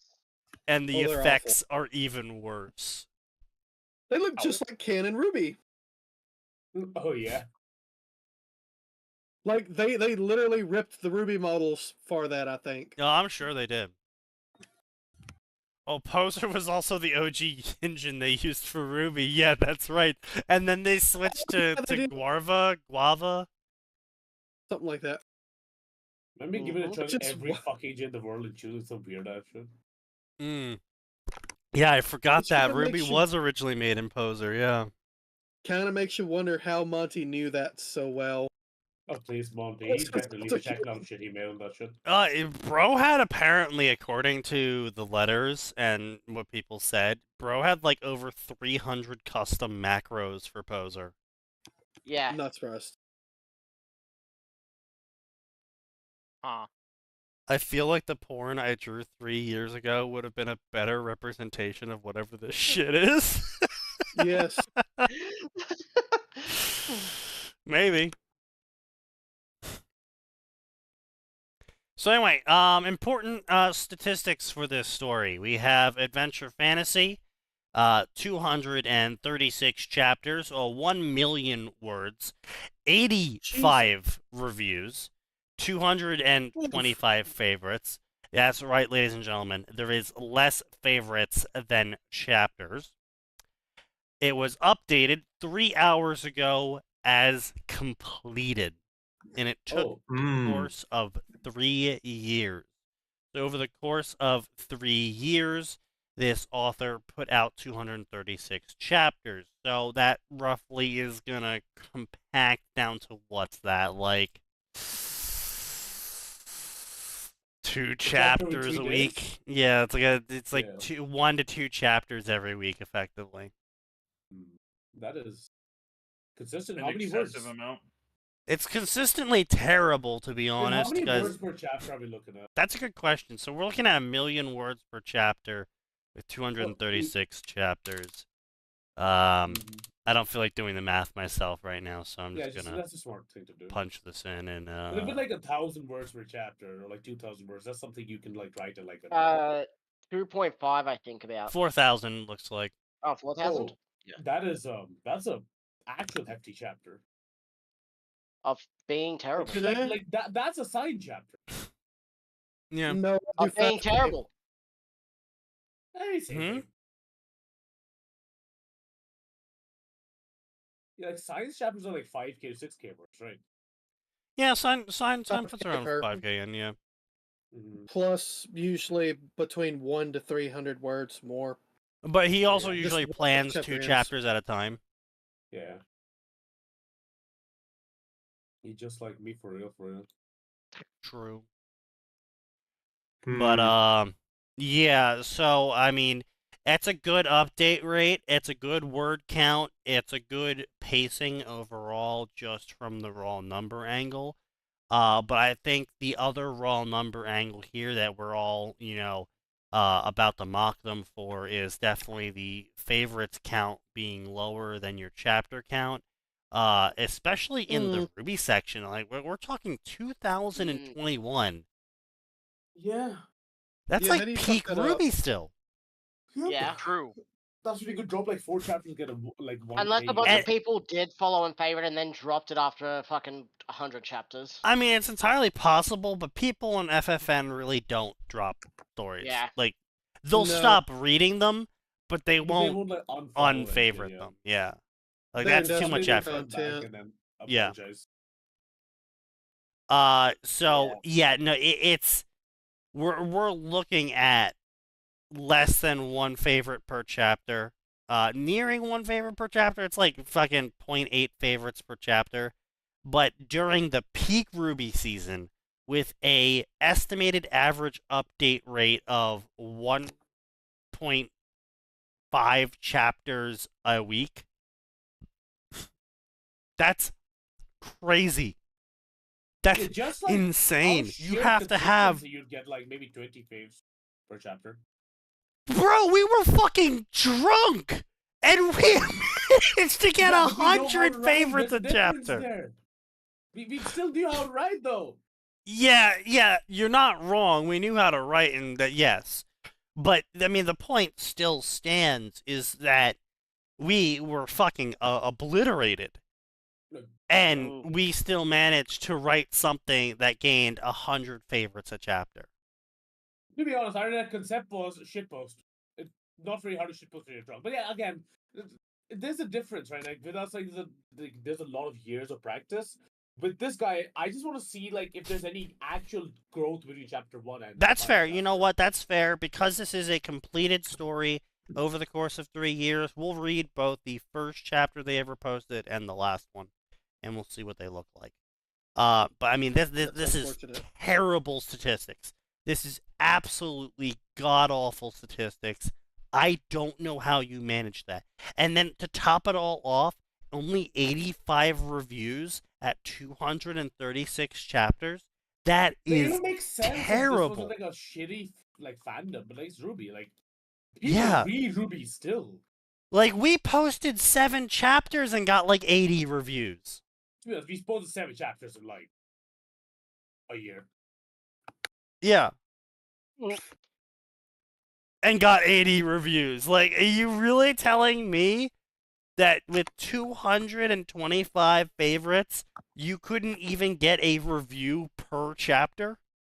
I want to see what the reviews look like. Like, is there just a one guy just like going on every second, third chapter? Like, Yeah, that's usually okay, what it so is. So, bot, all of Oh, yeah, these that's a chapters fucking- were an experience. Bot, goddamn, someone actually wrote this. Juniper died. Yeah. Damn. Okay. Okay? Can we all be thankful Ruby is finally going to continue? If Viz Media is finding a home for Ruby. Oh wow. Oh, no. Oh boy. Merchandising only- probably a game or two. If only some people were so naive. So V is going to tell everyone what he learned, and everyone is going to be shocked knowing that Ruby is his mother. Wait, I guess I V just as in, spoiled like, it. V the for fuck from High Vermilion Rose. Who is this fucking Oh, Virgil that's now? so dumb. Finally, Wow, we so- get to see what this story has been building up to. Chapter Nothing. 204. I Bro. beg the McFuck your pardon. Oh. Oh. Bro, you no. cannot. You cannot say that. No, you can't say that. You can't say, finally, 5 books into the story, we get to learn what's gonna happen. I mean, it could be worse. It could be that one Naruto story that everybody loves, but it's going nowhere ever. Oh, which one? You know That how do you little realize that how is? little that Yeah. narrows it down? No, the most popular one, Dreaming of Sunshine. Oh, wait, that's still to look at going? the Sundance. There's Yeah, no yeah, way I Dreaming think- of Sunshine is still going. It still I think is, so. yes. And it's still gone. No way. No way. I do Bullshit. not believe you.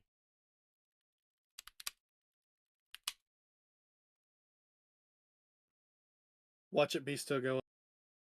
Yeah, yo, fuck you. Updated Okay, 2019. it's not going. Thank God. It just went nowhere. How many chapters? Oh, it's almost 1,000,000 words. It's Yeah. barely Yeah, 1,000,000 words. we were probably thinking of all the fucking fics that have been inspired by Dreaming of Sunshine that's still going. Probably they're all garbage. Mm. It just keeps getting worse. The old 151 garbage show. chapters. I stopped reading at like chapter 48. I left Yeah. some scathing fucking reviews, and I just like kind of dropped at some point. I don't remember when I dropped. I don't even. Yeah, but know like, off. holy shit, 26,000 reviews, 23,000 favorites, 22,000 follows. Hey man, like fanfiction.net is a weird thing. If you just have basic grammar, it doesn't matter how bad your plot is. You know what it is? You can It's just do it was a wild time. 2011 was a wild time. Our honest, generation people, was like- chomping at the bit for more content of the stuff we loved. And People, I do agree. Like people like Kenichi and like fucking college were able to make like popular fanfics. Like yeah. those motherfucker drops today, nobody's gonna fucking care. Yeah, but like, it's like our generation had like 2011 for our generation was we were in high school or graduating high school or entering college. And We're also that is a entertained period of everybody knows. time where we had a shitload of time on our hands. Yeah. We had a shitload of time on our hands. And we Like, didn't have so shit like Fortnite and all to take that. Yeah, exactly. The Like freemium market was not the best. the freemium, the only thing that existed in the freemium market at the time of 2011 was Dota 2 and League. You're right, actually. Now that I think about it, T4 is just not, but like, yeah, RuneScape existed. yeah, RuneScape. RuneScape. Oh was, yeah, like, all after a certain 20,000 level, you people pay that for played it. RuneScape. Oh, you did have to pay after like a certain point, right? Like back then, you could go, like, You level could 40 pay up. for the premium, yeah. Yeah. Yeah, but like there was a bunch of content that you could do Yeah. for free. Like Yeah, there was but absolutely like fake content, RuneScape but- never went above like 100K players. Yeah. It- Like, compared to like what options we have today, like even on the mobile phone, right? Oh, it's just insane what day and options night. we have today. Not only are people more scattered now, the urge to consume more content for a singular subject has been thoroughly stamped out of a large portion of the population, simply because the sequelitis that occurred after 2011 Mm. was terrible. Like, they just made the most dog shit sequels to literally everything everyone loved. And a lot of people were just like, well, I'm not really interested in this series anymore. Because the sequel to it was fucking dog shit. Yeah. And so, then of course, you have our generation, around the time we all noticed fanfiction started really declining, was around 2016. And that is because that's the last of the millennial generation was leaving college. Which means that the only people of the millennial generation left in college were people who were going for masters and doctorates, which meant that they were had no all in the free time. workforce or trying to Yeah, get like- into the workforce, which means they didn't have any fucking time anymore. Too busy working to write. And the generation following us, the fucking Zoomers, are illiterate. And Generation Alpha is even more illiterate. And so Switch they didn't brain. go to fanfiction anymore. They went to Fortnite. And now, don't get me wrong, the OC crap is still alive and thriving. Everyone and their mother is still creating a bunch of shitty-ass OCs, and they're sharing it with each other on, like, Discords and Reddit and shit. That's still ongoing. Yeah, But it's more, like, the parties out there, urge to read and write fan fiction for a fandom is rapidly dying out. yeah. Most is old heads these days. I was gonna say, It's I all feel like, old heads these days. I feel like, like I could just make a fucking it's local so man yell bad. loud. It's so bad in the fan fiction community that I can tell someone's age when they write a story. Oof. Because if it's actually a relatable story and interesting, it's not written by anyone under the age of 30. Yeah. Yeah, that sounds right. Because I saw plenty of cursed worm fics recently written by fucking Zoomers, and Zoomers are reading Worm? they read worm fanfics. Oh yeah, that is the amount of people, including myself, that have not finished Worm but read tons of Worm fanfic is. I That have is a yeah, sneaky. everyone. To be The- honest, I also never finished Rubies, and I've read like 3 different Ruby fanfics. So. To be fair, That you, also you don't disgusts need most to. people. Yeah.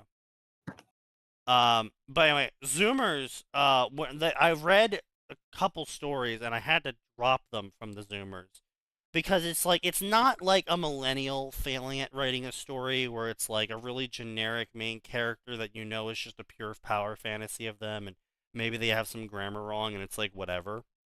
When the Zoomer writes a story and they fuck it up, it's bad.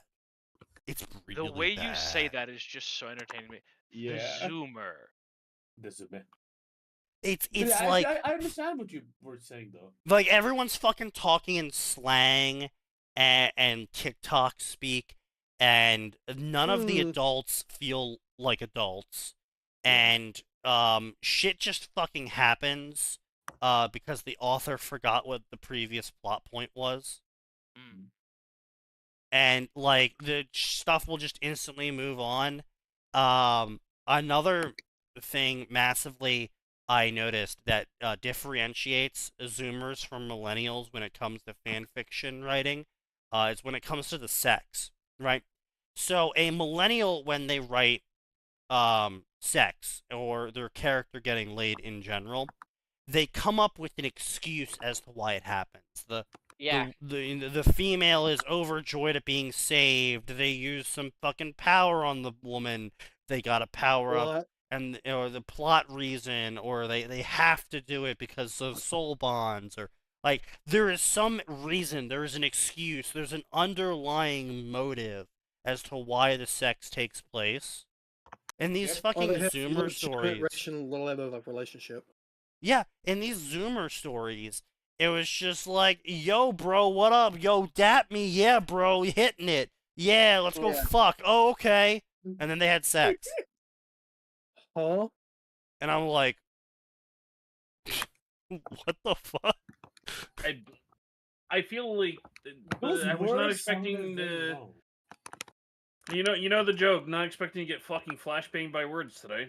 I Yeah. guess we're having that again. Oh please, you're on this podcast. Flashback by words, what like we do. Sneaky You know just what? throwing That's flashbang actually at not random. that terrible Oh, of a that's a different podcast guy. name. That was like a fucking machine gun, to be honest. Flashbang by words. Yeah. We should add that to the bingo card. You know Do what? we have to? True. I mean, that's just the free space, brother. No, that's not the free space. But no, there's like flashback by words. Also, it's like the concussive line. You know that specific moment where you're like, "The fuck did I just read?" The hump? Yeah, Did I just have a stroke? that line gave me cancer. Yes. I haven't been focusing. Have we gotten anything on our bingos yet? No. No. We haven't No. really done anything bingoable. Unfortunately. If Anyway, that's I a had to just word. add two things. But yeah, That so means Cliffy Go Boards. it's just absolutely wild how like Zoom and I was like, okay, maybe it's this one guy, right? Maybe this one guy is just really obsessed with sex and he just wanted to write sex. It's like, okay, whatever. And then I read another Worm story, and it was again written by a Zoomer. How did I know it was by a Zoomer? It had fucking a bunch of Zoomer lingo in it, and a bunch of fucking TikTok level plots, and the character instantly met a female and they had sex in that chapter without any reason behind it. It was just, yo, hey, what up? We should go back to my hideout, Netflix and chill, and then they had fucking sex. hate like so. It's like you're reading like a pretty like so. I have like this thing with shop fix and like stuff like that. Like you're reading a shop fic and like the guys with like 1 or 2 chapters like kind of building a shop. Chapter 2 onwards is just having sex with Z-Girl. I'm like, please, Yeah, please go back to where it was about a shop. yeah. Shop fics have a lot of hurdles, but I've actually seen a couple of interesting ones. Not good, interesting.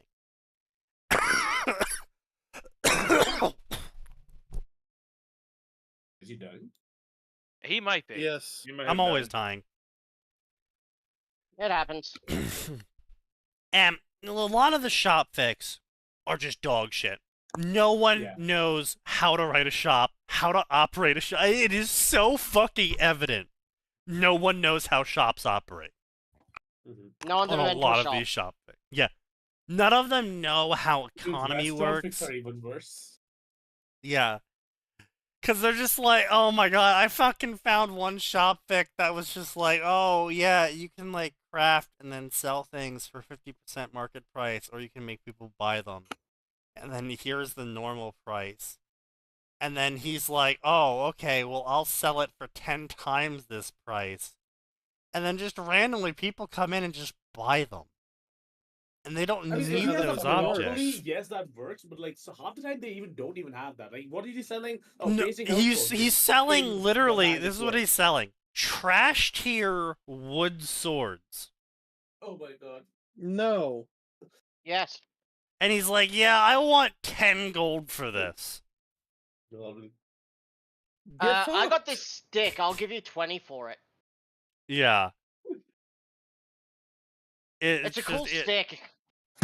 It's like, bro, no.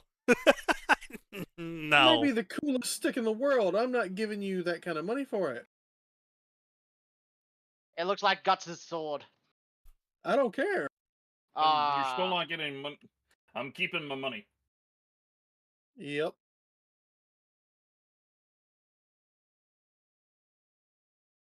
Man, I hope it's a Ruby times V ship.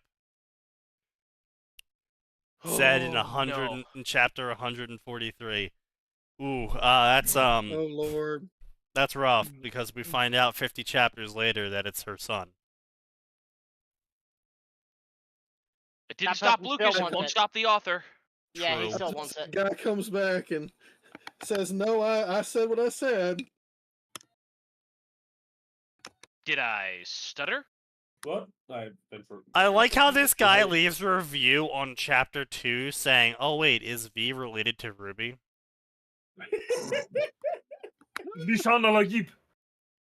Story author. Write that down. Write that down. Yep. We'll give the author credit. Anyway, so Yeah, I at mean, least We will not be with the giving this author plot. any credit. obviously, this is going to be a dark, edgy story. You gonna cue the music? No, it's just part of the bingo card. No, understandable. So, go ahead and cue up dark, edgy, if you have it. True. Whoa. I do not. No, I Odd, don't have it. like the dense fog of a moonless night. Odd, like the dense fog of a moonless night. What the f- What? A dense fog on a moonless night. Wah-ha, You heard it. wah-ha. You heard it. A ever soft get to the blanket full of Macau moonlight? haze on all sides. Of what? Haze. In all Everywhere. honesty, I wasn't sure what I expected really, angels, demons, yet this had never crossed my thoughts.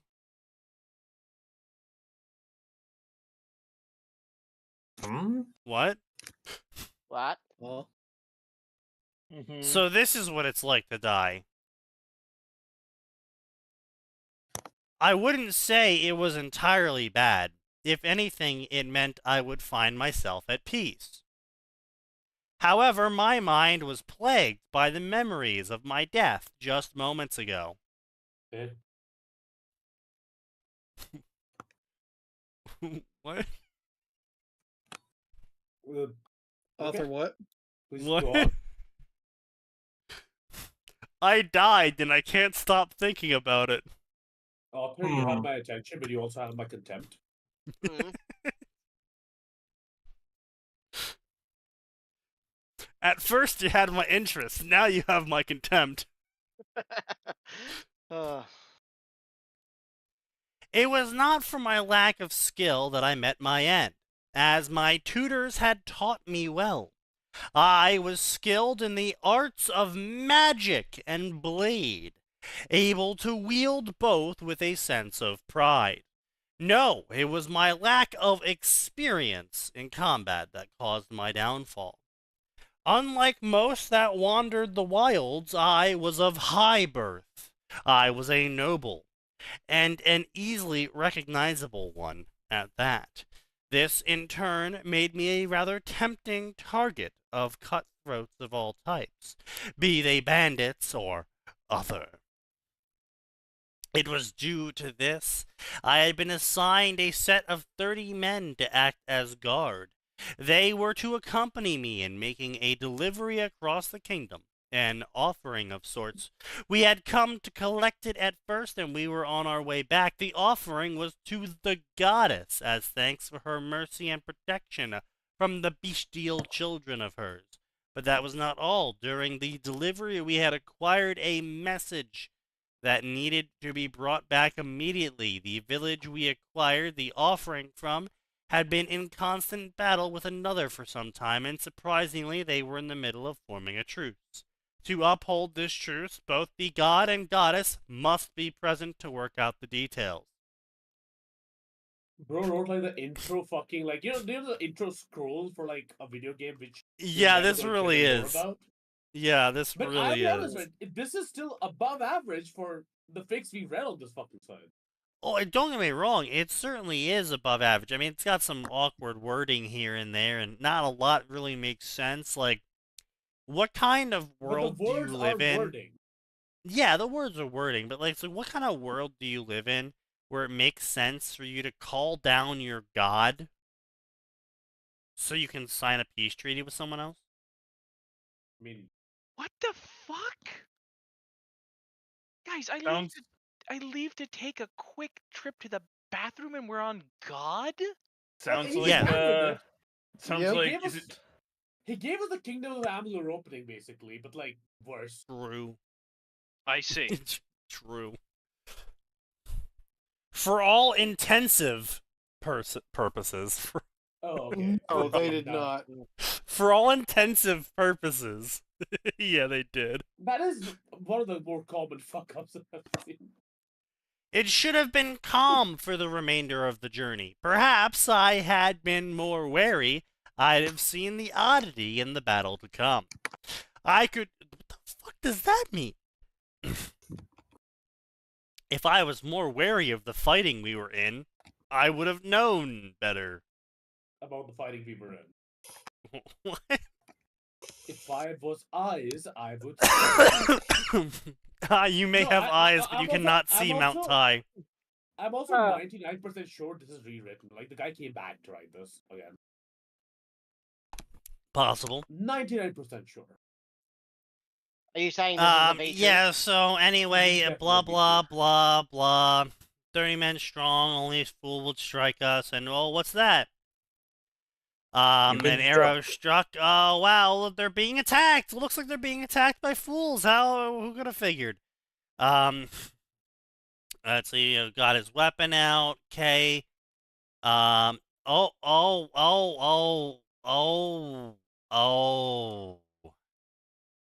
Please enlighten us. Why? What's this? Pale bloom in my hands and primed for battle. The blade was a close companion of mine, one I held in every journey. It bore a black blade, darker than midnight, and it did not shine. Said blade extended from a rose that acted as my handle guard, and the stem of the rose was the handle. The pale stem looking to wrap and ensnare the shadows themselves. He describes stuff like the writer for Aragon does. I know. Purple Except prose, the writer for yes. Aragon was actually going somewhere with it. Yeah, that's true. This is just Also, prose. the other important part about the narrative in Aragon is that the person doing a large portion of the narrative is a farmhand who is being marveled by the world around him. Yeah, he's ooh-and-ahhing over everything. That makes sense. Boy is literally like, his life was the most exciting part of his life was every now and then he'd go hunting. Yeah. All right. And so then, by of the way, course, we the other can half of it definitely was the greatest Chad to ever walk the earth. Yeah. True. So we can absolutely 100% include author self-insert now, right? Pretty much. Yeah. Even not an SI, at least like an OC. So. I mean, yeah, it's definitely an OC. I wouldn't go as far to say it's a self-insert yet. I mean, yeah, Fair, he set up like the noble backstory with the world as well. Like, yeah, like, it's you'll see by how his personality works. If he then goes like brush, skibbity, wrist, toilet, whatever the fuck, then we'll know it's an OC. No, and SI. True. True. Those were words. Those were words. None of them in the bottom. A spherical crimson gem acted as the pommel, finishing off my elegant weapon. So bro literally stuck some sort of black steel blade into a rose and called it a weapon. Yep. Yeah. Okay. Okay. I Sure. don't know how to react to that.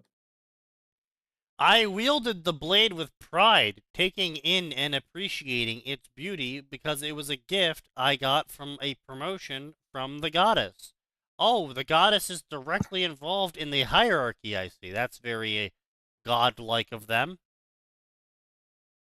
The goddess is handing out fucking gotcha tokens.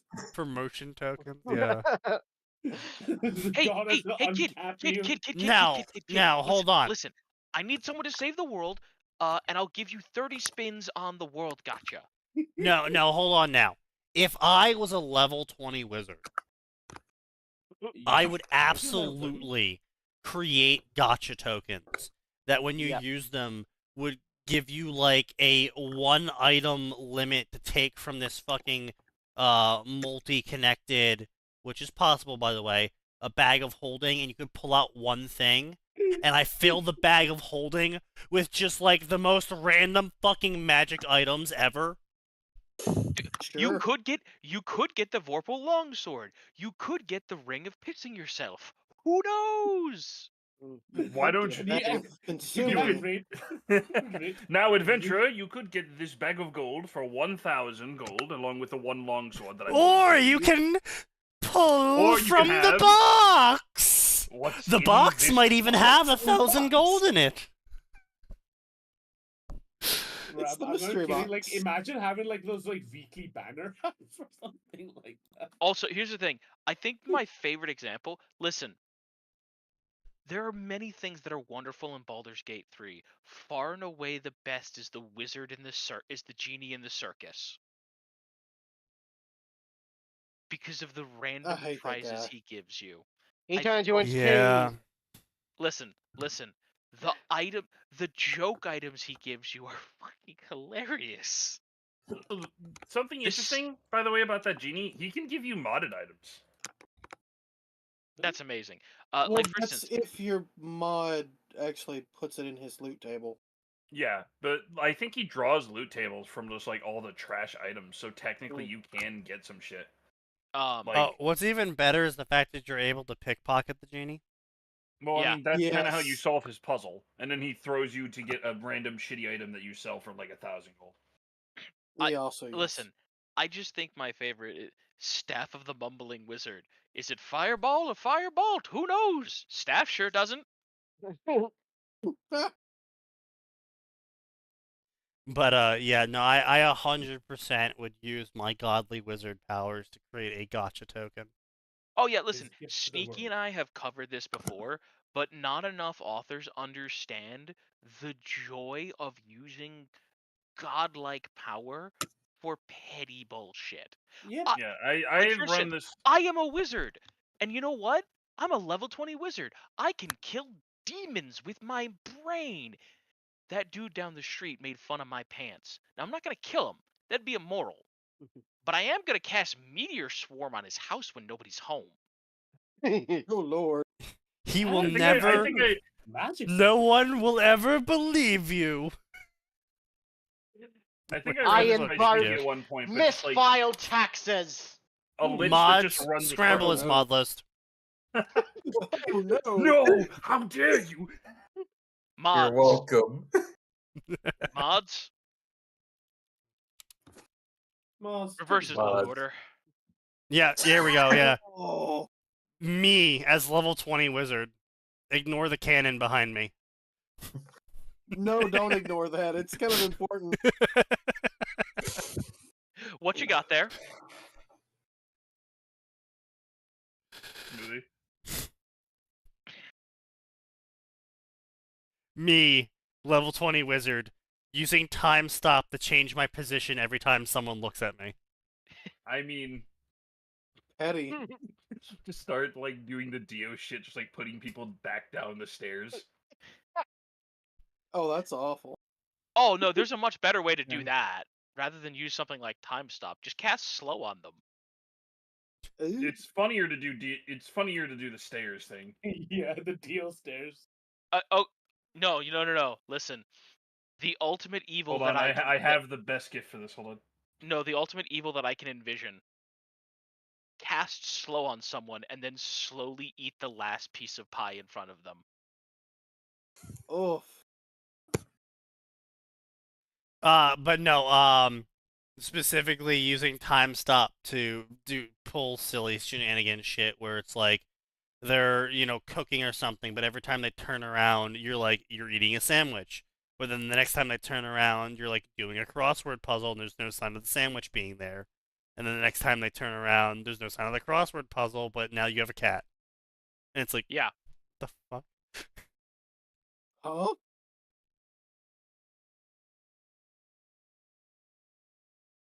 And then finally, someone asks, who are you talking to? And they don't realize that you cast Wall of Invisibility, preventing... Wall of Invisibility, that's a new one. Fuck you. Okay. Preventing people from seeing you. So it just looked like they were talking to themselves the whole time and just glancing at nothing. Also, one of my... Man, that reminds me. Pathfinder had some of the best fucking cursed items. Yeah. Yeah, it did. Just remember, everyone, the belt of gender swap is actually a canonical item in 3.5. Oh no, that's not even my favorite. Like the cursed doll, or Yeah. that bro. I love that doll. That doll is the fucking funniest fucking thing to ever exist. What's it? Remember, the hole of free ice cream. If you put your hand in it, you get free ice cream. Only found in the most deadly So I dungeon want in you the to world. imagine like a Raggedy Ann doll, right? Yeah. But ugly as shit. Like even more Yeah. ugly. And this particular cursed object. So, if you treat it nicely, right? The person who picks it up, cursed.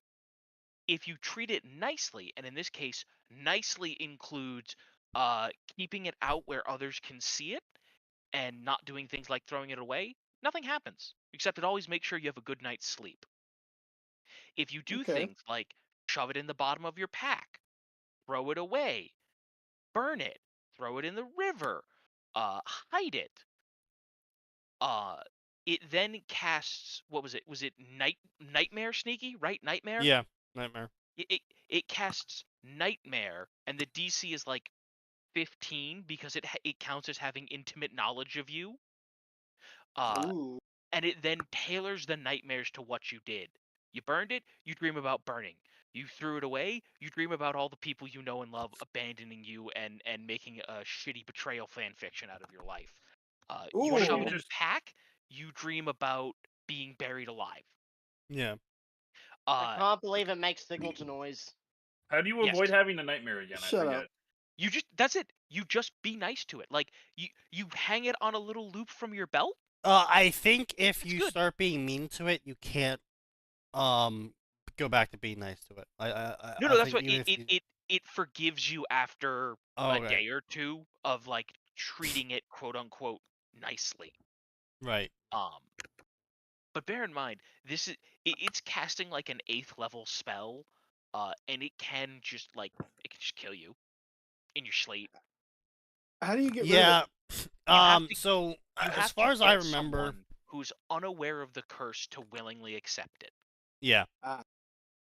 As far as I'm aware, when it came to Nightmare, you took psychic damage, but also if you fail the save, you don't get a night's sleep. So you, well, it's not that bad. So it's not like you don't get the 8-hour sleep period of restoring your spells and shit. But what happens is you don't restore fatigue, so you take fatigue damage. And if you have enough successive nights of taking fatigue damage, you die. Oh no. So yeah, even if you heal the psychic damage, you know. It's also a lot of psychic damage, depending on your level, so. Oh yeah, no, it's a positively hilarious amount of psychic damage. Like, because again, massive spell. Yeah. I'm trying to remember. Anyway, so, blah, blah, blah, no one gives a shit, blah, blah, blah. Opponents, blah, blah, blah. Bandits, blah, Yes, blah, I blah. forgot. It's called the Needful Doll. Mm-hmm. Yeah, Nightmare DC 22. Mm. Ooh. Garbed in a muddied, tattered cloak, the silver eyes bore into my very soul. I was naturally confused. Who was that? Why were they standing there? I was awoken from my stupor by a sharp pain running through my chest, and I realized that I had just taken a sword through my heart. So anyway, blah, blah, blah. My heart was pulled out of me, blah, blah, blah. And then they knelt before me, clasping my hands, her hands, on my face. Small, delicate fingers held my cheeks, and she cried, "I'm sorry, but it was the only way. Please forgive me." Huh? The fuck? What? I do not know. At this point, I am at a loss for words. Okay, so what we will add is first chapter didn't get to the fucking point. True. I think I've got that on my bingo. Yes, I Yeah, I do. don't have that. All right, so I decided he to randomly- rewrite this chapter in particular. I will Yes, allow a told you it was a V2. rewrite. I Me will too. allow a V2. Is this randomly unanimous. abusive to the OC with how much they've been fucking hit, stabbed, and had their heart No, ripped we out? don't even know. No, well, no, they're in a fight. A, Ah. B, I thought they just met them. I didn't realize they were in a fight. yeah, they're in And that's all that like an happens. actual like battle. Yeah. Ah. No, and see, the other problem is I don't know who this OC is. So I think the OC that's crying over killing the OC is Ruby, but I'm pretty sure the OC is just fucking dead. Yeah. So Yep. yeah, I don't know. This is Would you the say only this time gave me I will be cancer? rewriting a chapter. The other chapters will stay the same, so I can see how I'm growing as a writer. This chapter always stood out from the others because I was completely drunk when I wrote this. That's probably means it was Author, better. It used to be that's better. no excuse. We Yeah. wrote a better chapter when drunk. That probably means it used to be better. Sneaky, Oh, just because you can do everything while drunk doesn't mean everyone else can. You have Well, to do that it sounds like a yourself. skill Very issue. functional alcoholic. I mean, Yes. I probably could if I actually tried writing. You're Australian. You already get like a +10 like mental side when you're drunk. Well, according to Sneaky, I can definitely write things that are better than most people. That's not really a high bar. Yeah. Well, I mean, I feel kind of felt bad for Cruel having to deal with my drunk ass, but he was also drunk, so it doesn't really matter. Yeah. He was also drunk. In general, the session began with me with like just laying down a bottle of whiskey and be like, "I tried to write." Yeah, I cracked open a bottle of vodka and I'd be like, bruh, I'm 4 fingers in. Man, I'm good. Sometimes I'd wake up and I'd be like, "What the fuck did we write?" And then just post it anyways. It was the most gibberish shit ever, and we're like, yeah, great idea. There was a point Hey, where you who literally drank all my read off an entire vodka? scene Oh, from, it was like, a me. movie. Yeah. That was pretty funny, though. Even if you don't know it was a reference to a movie, it was still a good scene. Yeah, it was. It fit, so what can we say? Trampolining your mother. Oh, It was 50% off night. But yeah, like, so if this was his rewrite of the first chapter, Yeah, this is a chapter 2 is rewrite. probably gonna be what he really is. Yeah, you're right. We'll scroll through chapter 2 real quick to get an idea, and then we'll just skip to the end. Yeah. I've tried to keep the original feel while adjusting it to match the style of the beginning chapters. What? Anyway, nothing changed. It's just a new flavoring. Okay, author. Let's see what we got here. Okay. A little... Ooh, he doesn't know how to capitalize words. Oh, he's using a lot of ellipses. Oh, that's a lot of commas. Oh, that's a lot of ellipses. Oh, he doesn't know how to put the period before the end quote. Did, Just not much. Did he imply it was his first fanfic? I think it's his only fanfic. Is it? No, he's got 6 others, but if we sort by publish date, it was his second fanfic. His first one was Prototype and Inside Out. What? What? Okay. Wait, no, hang on. I get it. Because Mercer has all the alternate personalities in his head. Ew. Yeah, I can see that. No. See, that's you trying to make it work. I'm not even. Yeah, that's you like trying to force that shit. That's like, yeah. So his third fic was Hyperdimension Neptunia. Yeah, there's no way this dude there is no way this dude is a zoomer. He wouldn't even know about this game. No, yeah. Yeah, Wow. that's a old. Like, yes, it's got what, like 8 fucking games, but that is an older game. That something is like it. that. That's like The series is yeah, no. underground now, like by just That's a yeah, it's nobody fucking underground knows That's it a- shit. Yeah, That's a PS Vita series. yeah. That's I think it came out with the that's PS3. crazy. So anyway, let's see. Let's go. His next story. It looks like he is still updating this one.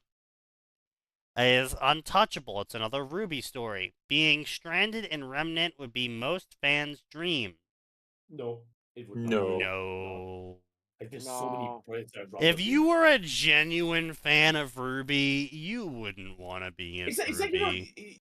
being a fan of Dark Souls, No. kind of like it's great being there, Yeah. but you ain't going there. No, I No. wouldn't want to be in Dark Souls. Yeah, no, I wouldn't. No, not. I wouldn't want to be in 40K. No. For Hell It's no. supposed okay, I would to- not be in any of these. I just like I like. Yeah, no. I like living. Yeah. Nice Unable place to visit use through the medium aura of a and game. wait, what the fuck? How does that No. make sense? What? Unable to use aura, but immune to semblances, dust, and ignored by Grim. Wait, that sounds that's- familiar. Yeah, we've probably covered it before. Like somebody's. I recall hearing that gimmick before. Yeah, like it might have. Did we ever post this before? We should post this. Oh no, we clicked on that. Anyone ever posted this before?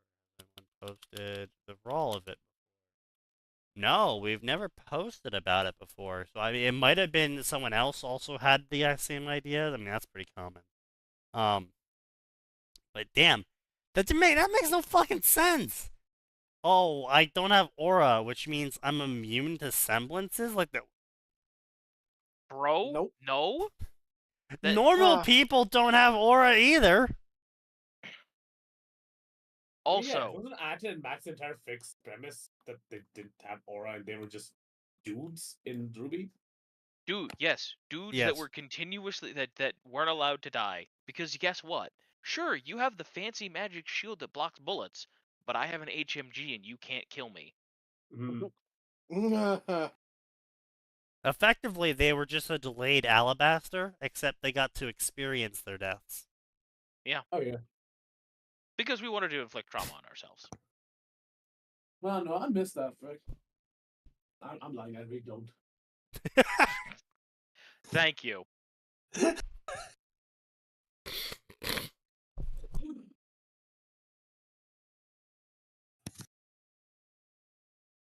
Anyway, yeah, so that's not a fun time.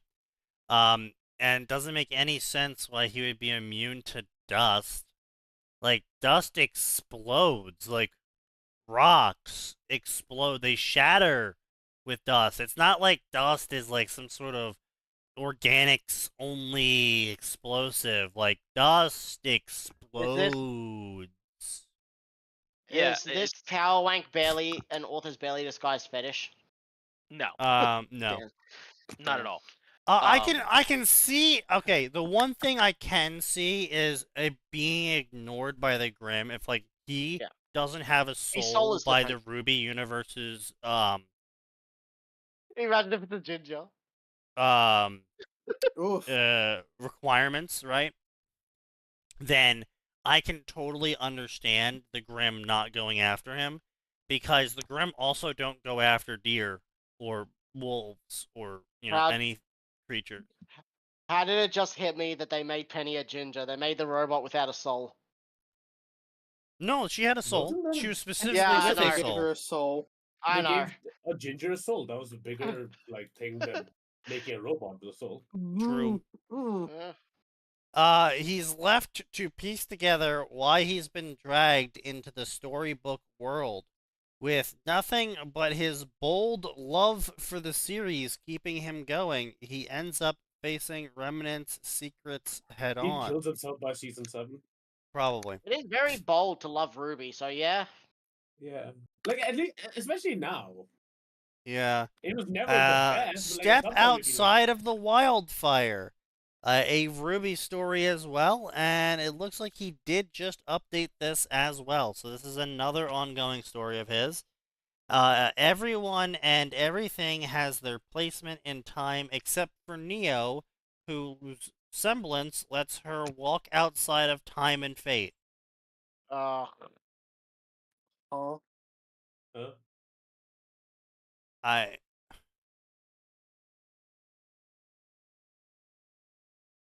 that's pretty fucking dumb. That is absurdly powerful. Absurd. Oh yeah. mhm. Mm-hmm. That's like a Dark Wolf fucking Shiro power that he'd give to his main characters. Accidentally, of course. Yes. With Cinder becoming yeah. a threat, Neo takes up a special opportunity when a red-cloaked do-gooder shows up, seeing herself seeming... When a certain red-cloaked do-gooder shows herself capable of seeing beyond the boundaries as well.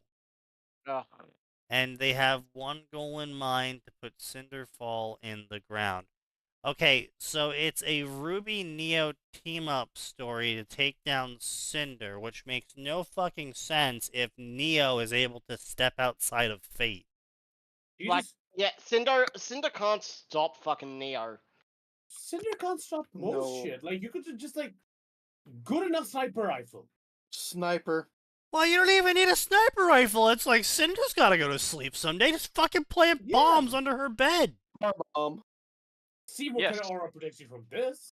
To quote Toilet the bombs. Irish, I only have to get lucky once. True. Yes, North Come Irish back, you back in hospitality. tens. Yeah, You it's like, I'm know- sorry, but that's like That like face when what? I wake up and hear ticking. It's, Literally. it's just I don't understand this at IRL all. Like, items what of the the fuck chicken. does Ruby being able to see outside of the boundaries add to this? Like, what the fuck does that mean? So, what, Ruby She can can see see Neo? Neo when It she does sounds her cool on the semblance blur. thing? Yeah, no, don't get me Yes, wrong. and It it sounds like sounds they're cool gonna be on the romantically surface, but what the fuck does it matter if Ruby can see beyond the boundaries if she can't fucking act on it?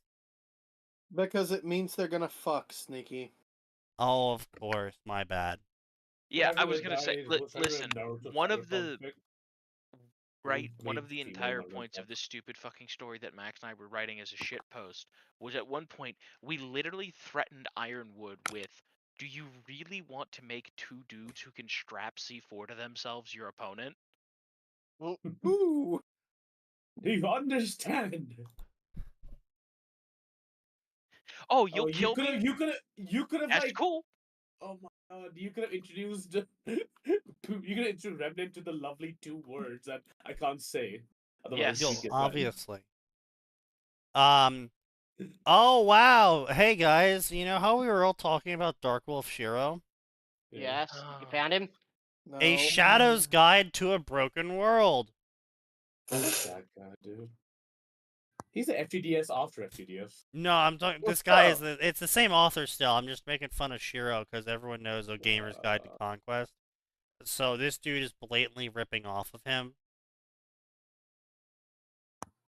A Shadow's Guide to a Broken World, a Final Fantasy VIII story. Wait, Final Fantasy 13?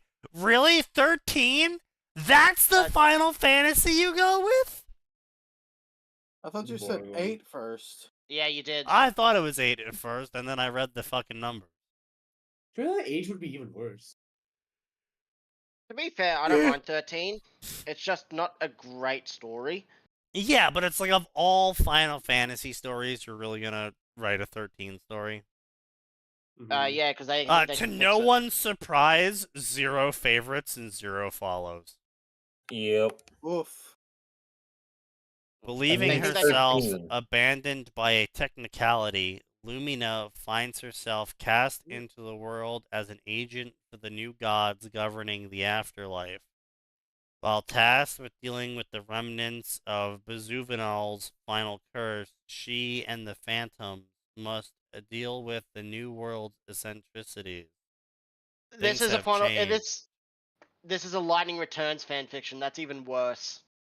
Yeah. Terrifying. All It's not four even people in the 13. game. It's not even 13. It's the third in the series that they're fucking doing. That's Yeah. terrible. I No mean, don't get me wrong, fucking the wonder. setting The That point of game that was was the good. fact that her clothes tear.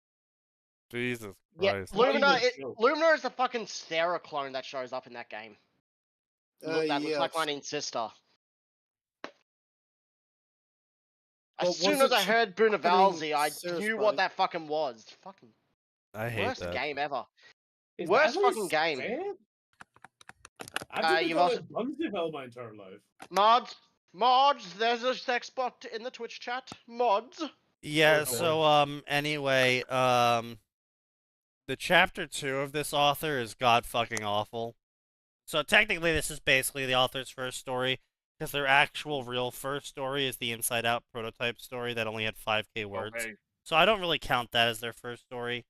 So this is their technical, in my opinion, first story. So you're gonna count that it's as first terrible. story on the bingo? First Actually, come to fanfic on the think of it, bingo? No, they who didn't say is a first mod? story. Who is a Damn. mod on Twitch to remove that? Like all of you. What about me? There's a text bot in the chat. Max knows Gray. I think. I don't Gray. think I have mod privileges. Why would No, I Gray have it? doesn't. Gray doesn't. Oh. Gray and me are viewers, but Admin's Okay. mod on it. Fucking. Yeah, this added Max knows, right? I don't have mod privileges. Oh my god. Just adding Let Max me knows. fucking ban them, please. I hate this mod view. I hate it so much. Yeah, true, real, Multi-billion-dollar company, by the way. multi-billion-dollar company. The mod view is just so goddamn ugly. What I And don't the understand, right, is like, so you know, the purpose of busy work is to make it look like your job is actually needed, because you always need to improve something. So a lot of these fucking Yep. artists and UI designers are constantly improving the UI. It's like, why can't they improve the fucking UI that people actually need improved? Yeah. Hey man, like I wish I could answer that, but it brings back trauma. I know it does.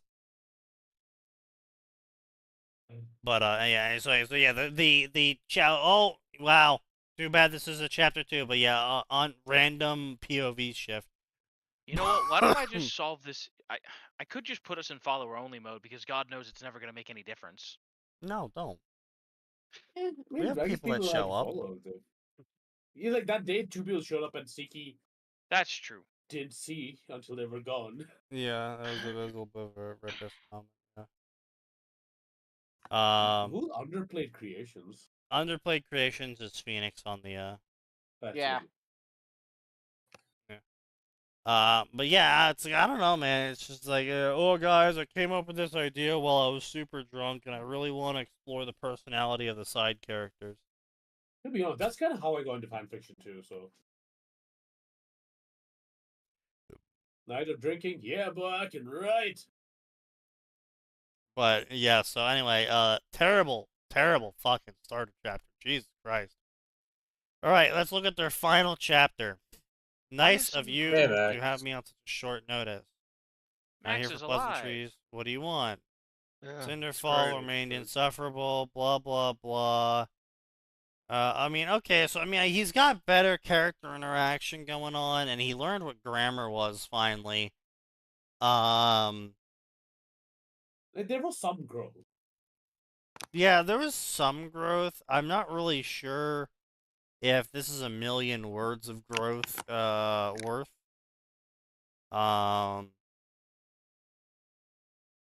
Yeah, okay, so we're just reenacting the cannon fall, okay. I thought we as society had moved past just the canon only stories at this point. I guess not.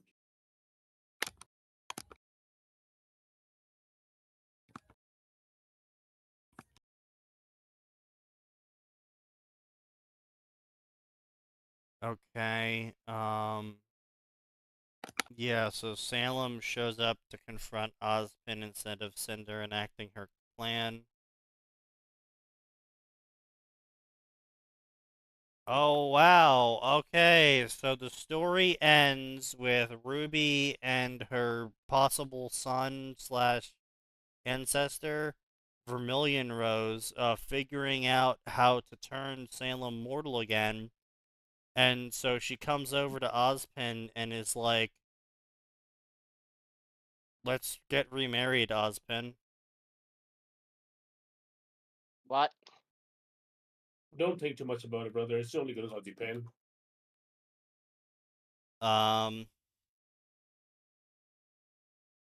So anyway, day was cut short. Okay.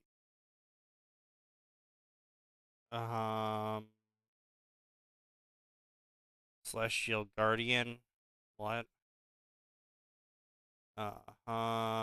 Okay. I mean, yeah, so he's not doing any fucking walls of text or anything. Oh, Vermilion showed up and they're having a sassy back and forth with each other. Oh my god.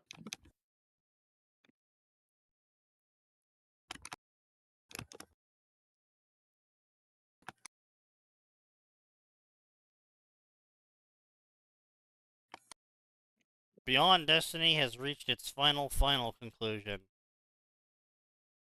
Come on, everyone. I know I couldn't leave you hanging when I restored the moon and Ruby started talking to it. Oh. Oh, okay. Oh. The moon talks. Wait, I just blanked for a second. What did you say? The moon The moon talks. talks. Okay, The moon's Caligula. haunted. I Okay, guess we Emperor have to go Caligula. kill it now. Let's do this. Guys, the moon's Razor haunted Mind again. starts playing.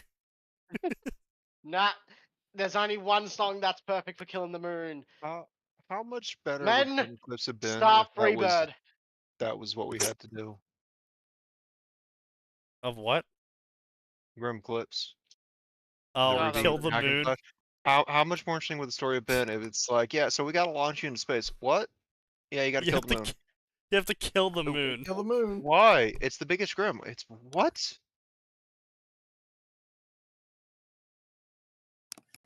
Damn, Moon's Haunted got way weirder.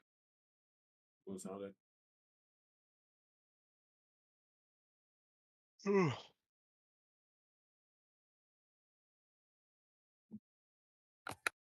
Actually, you know what? That would have been so cheesy and would have been perfect.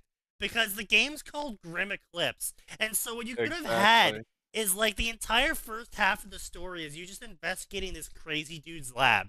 And then right at the middle point of the story where you begin Act 2, you just like you hear the cutscene or it's like some audio log after you defeat the boss and it's the guy's like ranting. He's like, "That's right. All of this has been for my greatest achievement. I will take over the moon and become King Moon King." Or some I'm not gonna make crazy the joke. shit. And I'm it's gonna like, make the I'm joke. I'm not sorry. gonna make the joke. What? Do it. He's going it. to Do it. what? And then you have to take a rocket Yeah. up to the moon, and then it turns out that as you're flying up, you're like, guys, what's going on? And the moon's like moving in front of the sun, and then it like unfolds into a giant grim. And you're like, oh my god, the moon is a grim. The Grim is a moon. Ironwood already prepared for this. My moment to shine. Ironwood as the mountain shifts out of the way, revealing a giant gun. I always knew we would need this. Why do you have a moon-destroying gun? I always knew we would Damn it. need this. No, Ironwood Wait, looks at the moon. He Because just he pulls a couldn't see fucking the right. He pulls a Raikage A. Like, what do you mean? You don't have one of these just sitting around? The Who doesn't mountain have a literally is moon made of booster? plaster. It just unfolds, revealing the barrel. How did you make this, Ironwood? It's paper mache. I made it out of a magical staff. My We have to semblance. return it in 30 minutes, or else Atlas is gonna fall out of the sky. My Oh semblance no. is hatred Actually- of the moon. Oh. Oh man, Sneaky, you just unlocked an actually like terrifying use of the staff. Yeah. Because while it's being used to create stuff, it does stop time. Oh. Oh. So Sneaky. it could construct a moon destroying laser. fire it, and then reconstruct the floating generators for Atlas. Yeah. That's true. Ooh. Sneaky, I'm attacking Oh, your server knowledge directly. What are you doing? No, stop that. What now? Oh Jesus. Oh. That's right, everyone! I'm gonna piss on the moon! God Iron- fucking damn it! I was making a conscious effort to not make that joke, Sneaky. God damn it! I see. Oh, that's a series of furniture that you just wasted money on. Sorry, series of what? What the- now? That's a lot of. Bro, Sneaky is that my internet or is this Sneaky Sneaky is- breaking up for everyone? Hey, That's him. That's him. That's a lot of lint. Why is it in the shape of a fucking cross? Because that's the fan. That's the fan intake Oh. that no one has bothered to check for Jesus probably literal I only years. saw the half part of that. I now see the rest of it. Interesting. Jesus Christ. Bro, how do you not clean that ever? Genuinely. Also, anyway, yeah, so yeah. And so that would be the whole like final like 4 missions for Ruby Grim Eclipse is you have to fight the giant moon grim and buy time for Ironwood's death laser to charge up. Straight game of the year, no question though. Would it be a laser or just a really big gun? And you also have to have someone as the floating grim moon eclipses the sun. You have to have someone go, "Oh, it's a grim eclipse." They said it. They said You know, it. They said it. we might as Here's well the paycheck. we might as well just go all in on the corny and just go to a scene of Ozpin. It's like it's here again. Make us whole. No, all of a sudden, Ironwood's not the only one with a giant fucking cannon. Beacon opens up. I always knew it would come again. I always knew it would come to this. The clockwork tower starts unfolding and turning into a giant cannon. Ozpin, Ironwood just goes, I never doubted you for a second, Ozpin. Guys, Big Nicholas knew all along. Big Nicholas also folds out into a giant cannon. Big Nicholas.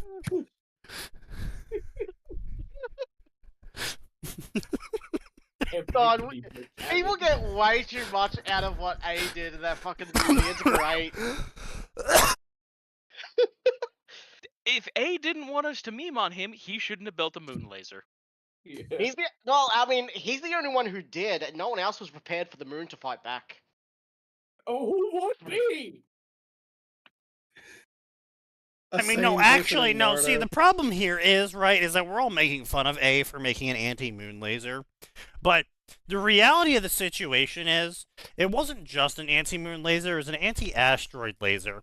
And now you might be going, why the fuck does that make it better?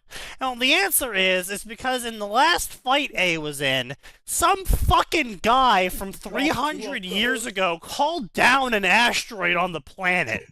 And then So, called down a second one after the first got stopped. well, he actually called down 3 because he created the first one and they broke it and he was like, that's impressive. And then he created another one and they broke it again and then he was like, yeah, but what about the second asteroid? And they're like, wait, what? What the fuck you mean, you second asteroid? Ulysses asteroid. Yeah, Ignore so... that Madara thing. No, so yeah, A, creating an anti-asteroid weapon is completely reasonable in the aftermath of having to deal with that absolute horseshit. Because it wasn't like Madara manifested the asteroid, Madara literally explained that he shot his chakra web all the way up into space, caught an asteroid, and then pulled it back. Yep. It's So- a completely reasonable reaction on A's part. Yeah, and then on top of that, he also learned that the Otosuki came from the moon and were space aliens and shit, so he reasonably made an anti-asteroid and moon laser. Yeah, that's fair. Everyone else was just know- unprepared. No, the Otsutsuki stuff didn't come around until the Remember Boruto Shiki? movie. That's Yeah. fair. So they knew that she wasn't from their world, but they also knew that she was a dimension hopper. So it's like she could have literally come from anywhere. Oh, no. Anyway. They knew that she He was had to previously fuck. trapped in the moon. No. Yeah, yes. Yeah, Wait, because I she don't was remember trapped in that. the moon. Not The Ghetto assuming that- Mazo came from the moon. Yeah. Yeah, but I'm pretty Madara sure and her that explained it. no, by the time that rolled around, everyone was caught in the Tsukiyomi. I'm pretty sure A was in the group of people caught in the infinite Tsukiyomi by that point. Yeah. I No, think so. Yeah, all the Kages were caught.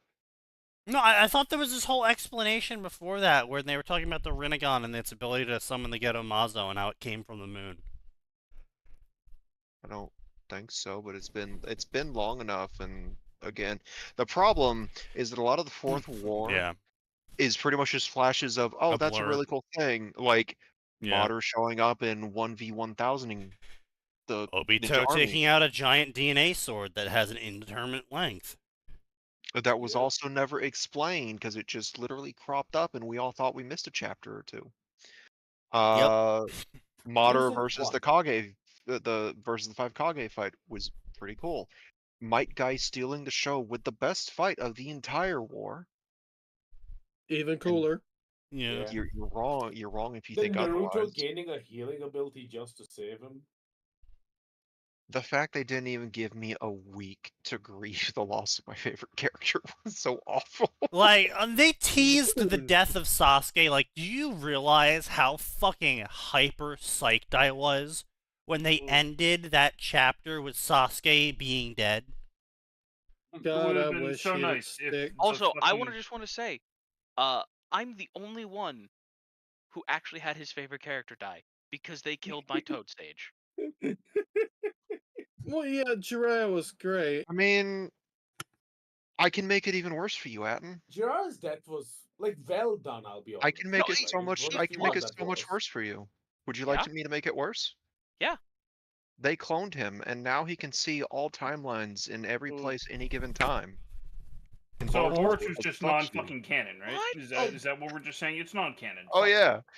yeah. They're like, yeah, we cloned Jiraiya, okay, and for some reason he's able to just see every possible timeline and how the timeline got to where it was, and somehow his brain doesn't Side explode from chakra. this information. So they made him into Q. I see. No, he's a Time Lord. No, he's Q. No, he doesn't have the Q powers. He can't just snap his fingers and do anything. He's only a Time Lord. I mean, he's not even a Time Lord. Time Not even Lords can. technically, no. He is a No, watch. he sees all timelines. He sees where things end up. Because he's like, oh yeah, I looked 20 years in the future in one timeline, Boruto. So I'm going to teach you how you accidentally stumbled onto your grandfather's Shiraishin. Like, Yeah. it's not even the Biggest Horizon he's lame. using. He found a different way to do time space ninjutsu, which traditionally is only possible through seals, or at least implied to be only done through seals. More or less, yeah. Until the Otsutsuki show up, and then it's like, well, what are the rules now? I don't know. Flip a coin. There are no rules. See what you get. Roll a d20 and consult the chart.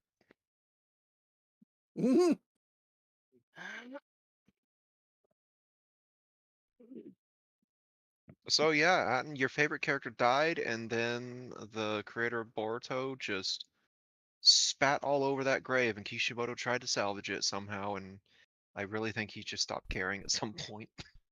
You see, luckily, I was once upon a time a DC Comics fan, so this is not the worst character resurrection I've ever had. Oh, that's nice. You know what? At least For it's you. better than being a Marvel Comics fan. Cool. Stares at Superman's return. Which one? Which one? The first one. What about Batman's Oh. return, or Crisis on Infinite Earths, or better yet, anything Marvel has ever written about Spider-Man? No. Okay, hang on. Crisis on Infinite Earths is good. It's the 7 crises they did after it that are fucking stupid. Oh, they got one for each day of the week, huh? No, you. Oh my god.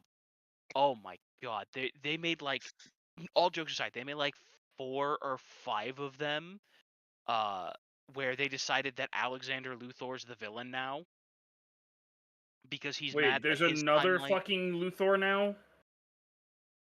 You don't remember Alexander Luthor from the first one, No. from Crisis? Who is I don't remember that? off the top of my head. The ginger Luthor? Oh.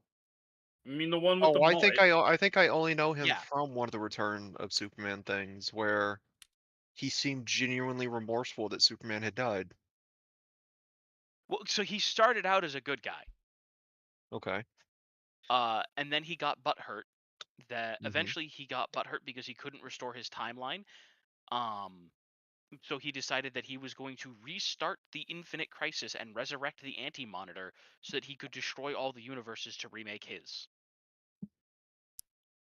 We agreed that was a I universally see. bad idea. And that's how we got.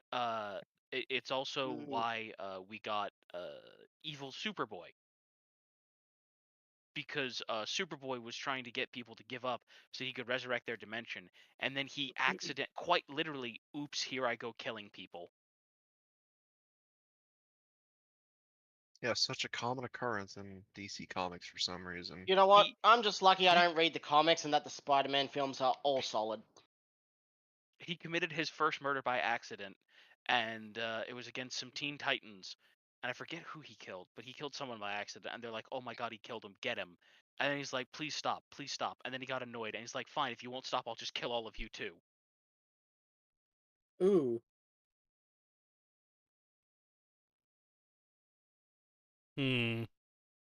That's rough. At least it wasn't the I think it was the Ultimate Spider-Man run where Spider-Man's dead for several issues and Miles is trying to, you know, be another Spider-Man, and then he just shows back up. It's like, yeah, so it turns out me and the Green Goblin are just immortal. Oh? Yeah, that was a plot point. Peter Parker shows back up in his old suit, tells Miles that he needs to go back to his normal life, which, understandable, he lived through that shit. Makes perfect sense.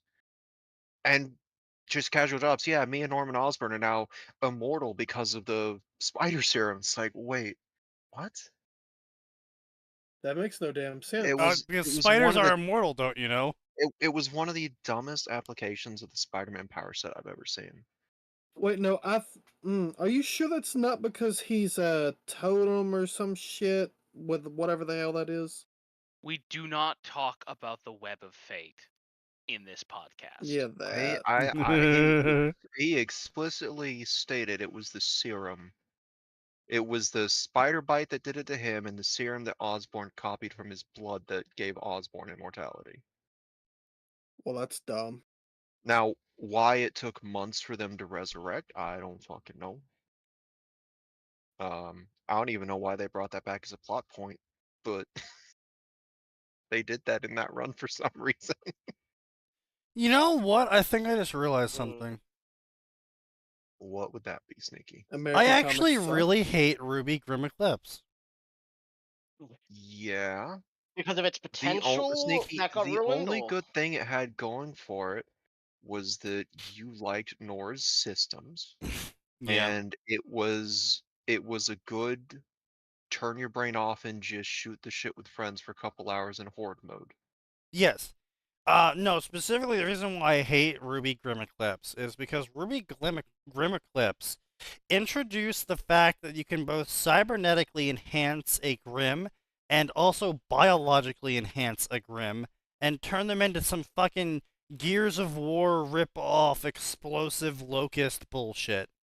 And this somehow also... This also somehow evolves them. Well, yes, obviously it never happened again because Grim Eclipse was a fucking fan game that got published by Rooster Teeth. But the game introduced the fact that you could cybernetically enhance them, that you could cybernetically control them, and that if they got injected with, what was it, dust or some shit? They, like, glowed green and grew bigger and evolved. And, like, they had these fucking setup to go absolutely, like, Metal Gear Raiden with it, right?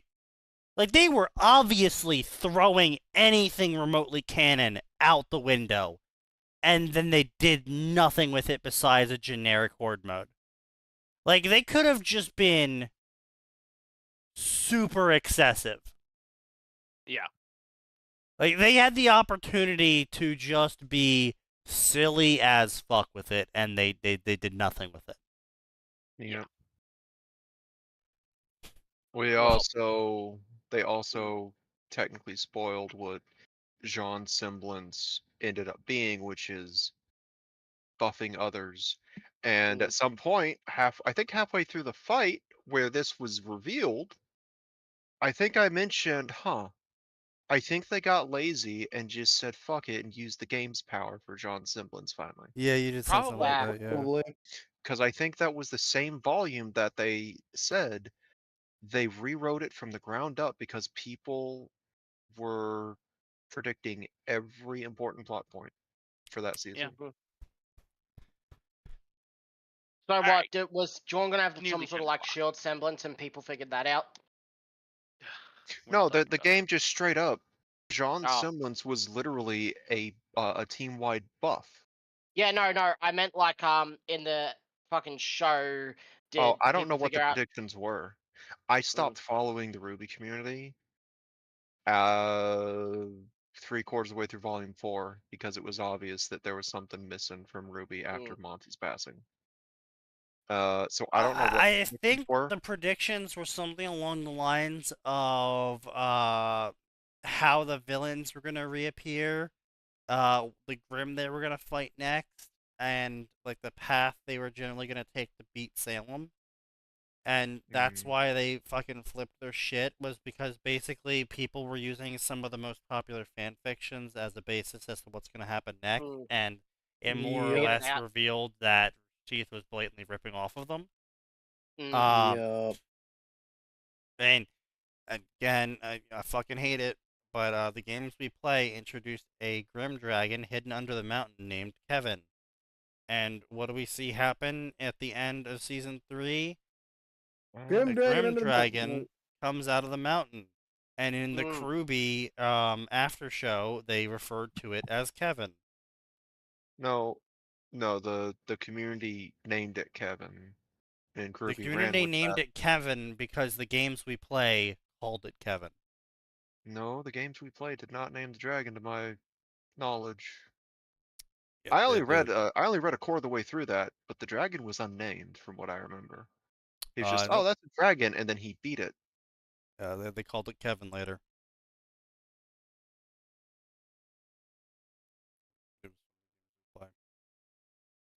That's why people were saying it was a ripoff of the games we play, because specifically, like, it's one thing to be like, okay, there was a dragon underneath the mountain. I mean, that's kind of like, you know, cliche enough that it could be shared.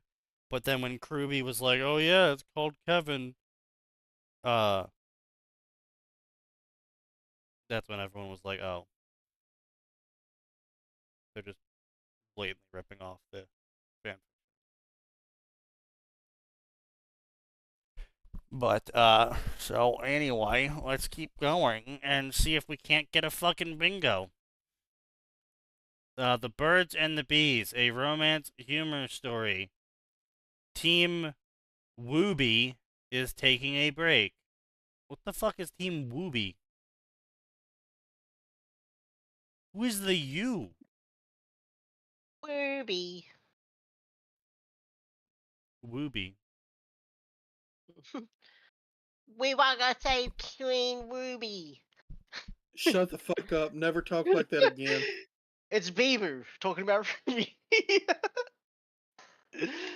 Weiss teases Ruby about her childlike innocence as the Yang and Blake flirt. Okay, first off, Ruby does not have childlike innocence. Ruby quite literally mentions at one point, I think in season 1 or 2, that she's not a stupid, she's not a kid, and she knows what's going on. Yeah. Just stop lying to her. Oh. I'm sorry. Like, is this gonna be a wall of text? If I click on this and it's a wall of text, I'm gonna be. I'd be a On the bit bright annoyed. side, someone can mark that on their bingo card. I don't even have that on my card this time. What's this? Wall of text? I've got that, I think. I'll no, I call it have a it. wall of text. This is just fucking jammed together gibberish with multiple dialogue lines in the same paragraph. Yeah, I'll call that wall of text.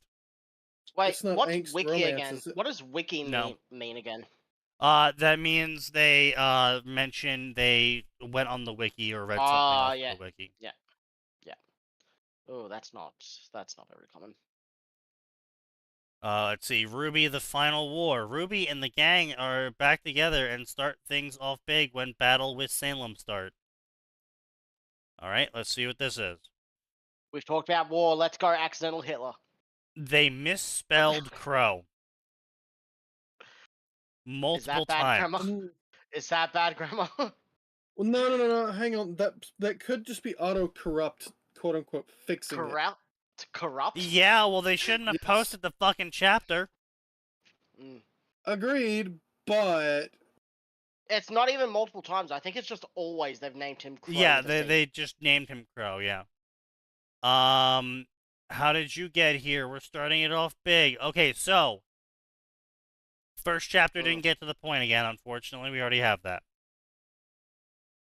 Let's Bad see, grammar? what's the one review? Bot, of course it is. Edelweiss. Reality can be painful. Sadness and grief are swift in their advance. It was exactly such swiftness that Weiss fell ill, an illness that affected everyone, especially Yang, because they loved each other the most. Alright, I just came back after food. What the fuck did I miss? Weiss times Yang story, because obviously they have the most character interaction in the entire series. With all nothing of it. Are they willing to give them the character interaction necessary? Well, the two reviews this guy No. has are fucking bots. Should go home. It's getting cold. Chapter 2. What do you mean chapter 2? Jesus, but they put multiple chapters in the same chapter. What do people think means by upload chapter? Upload word vomit into the internet. I'm gonna Yes. say chapter 1 doesn't get to the point again, but There yeah, isn't we any already knew minimum that. limit of how big your chapter has to be. No, there isn't a limit. But they posted 6 chapters inside of chapter 1. Huh. They literally had a fucking line break and said chapter 2, line break, chapter 3. Bro could not be arsed to actually separate the document. Oh, hold on. Oh, wait. Angst romance. No, angst hurt comfort. Ah, Has anyone gotten Bro. a fucking bingo yet? No. No. Can we maybe mark it as author knows nothing, since obviously they don't even understand how to make a proper chapter? No. Damn it. Chest heaving, he dropped his arms lamely. Oh, he's really broken up about killing Clover. So it's a gay Crow story. Who? Got it. Clover was a character that was introduced for all of like 3 right. episodes, so Crow could be really sad about killing him. Even though it made no Even the sense for bullshit him to plot that made kill no him. sense. Yeah. Supernatural hurt comfort. Alright, let's see. We got anything flagged in here? Harsh, terrible place full of unforgiving monsters who want to kill the world. 4 girls are put together to form Team Ruby, the best huntresses ever. One day at a cafe, Team Ruby suffers a fatal loss. At the cafe? They lost their money, obviously. Clearly. Ruby Rose, she was 18. Oh, wow. So we're just gonna, okay. Aged up characters for relationship purposes. Yeah. Probably. Weichny is 20. Oh, so they aged everyone up. By 3 years. God, I hate the Oh, fact that I know the Ruby character's ages off by heart. Summer was here as well. Mm. What? So they can have Oyakodon, obviously. So, and Blake is also here. I understand, High Leader. And then she was part of the Faunus. And... Oh, wait.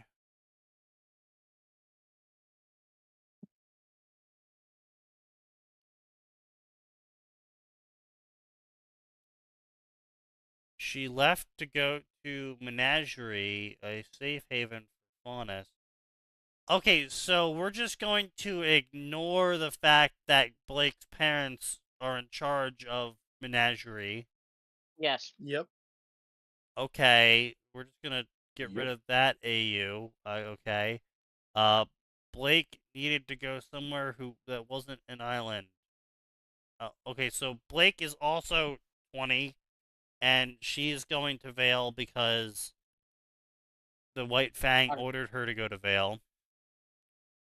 What?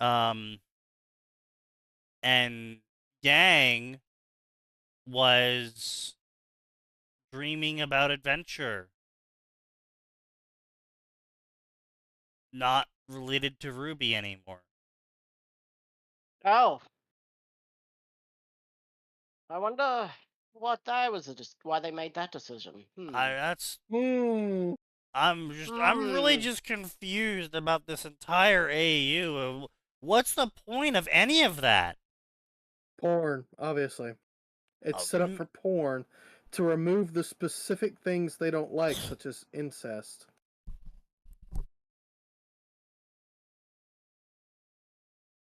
It's not really incest if it's two girls. No, you're not really gonna get a kid out of that. No, it's not reproductive, but it is half sibling incest. I don't fucking know. I guess some people think two sisters kissing isn't hot. I don't know. I mean, it's not even look. I don't really how to say this. I don't really view sex that requires additional assistance to even occur to be real.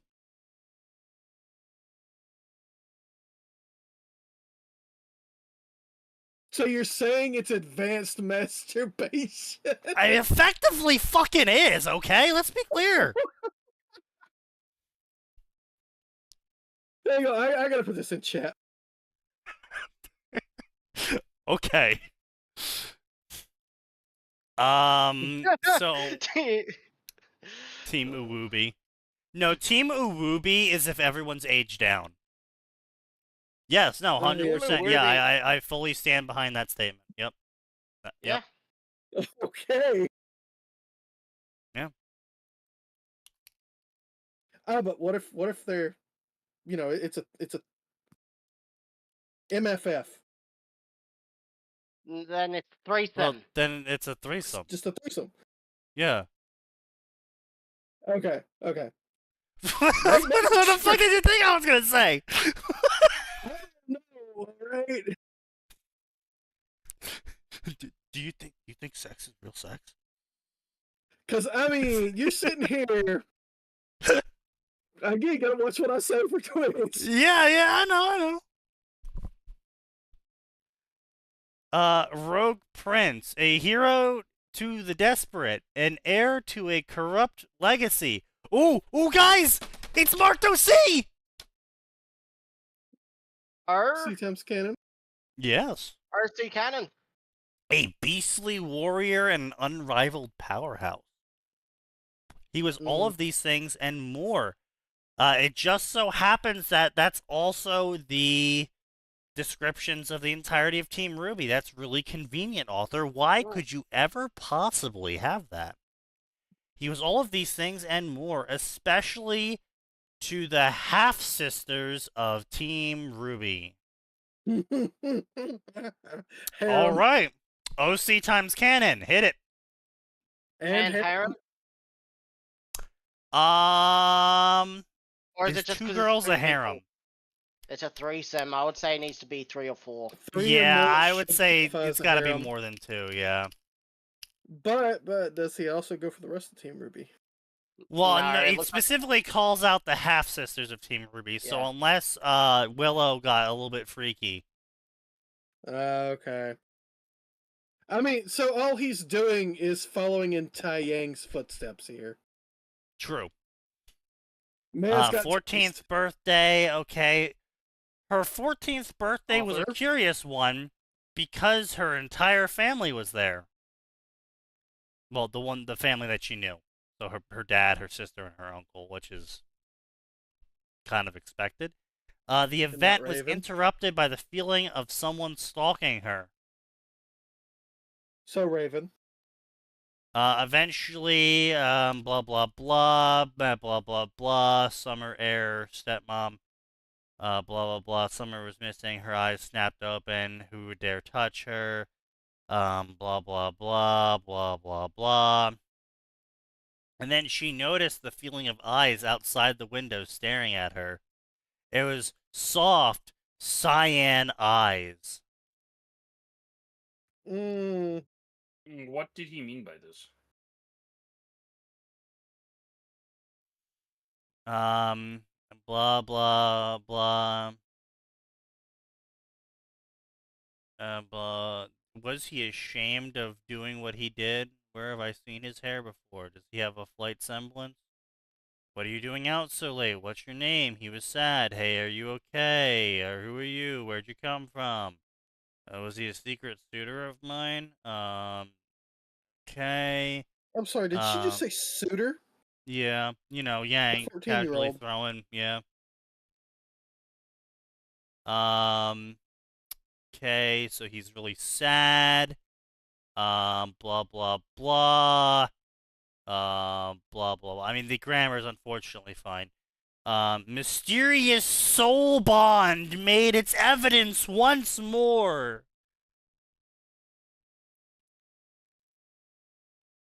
God damn it. Okay, blah,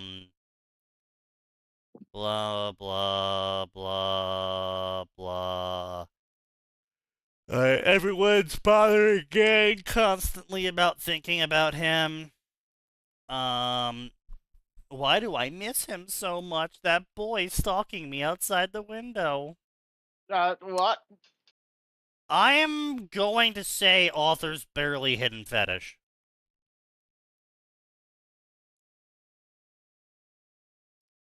That or female author syndrome. Female author. Why not I'm a both? hobby writer, ne'er-do-well. I'm writing the Rogue Prince, Transformers, Doctor Who, Dynamo, Cyber. No, this is a guy. My Proto Academia. Yeah, no, this is a dude. This is a dude who's got some fucking OCism. Izuku Midoriya died 6 years ago. At least that's what Katsuki believed until Izuku Midoriya showed up again. Dynamo Engine Cyber Unit. All Might didn't come in time, and Katsuki did not hesitate to blow his way open.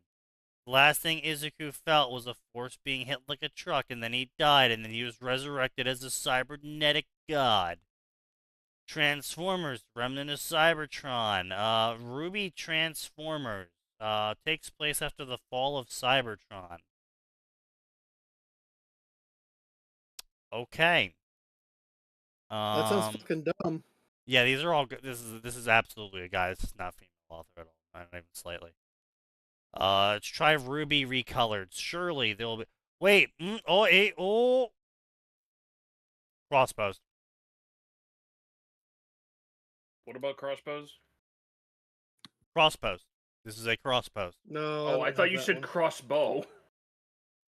This is a reimagination of Ruby, given as a elevator pitch, a review of Ruby, and then a scene-by-scene style of writing.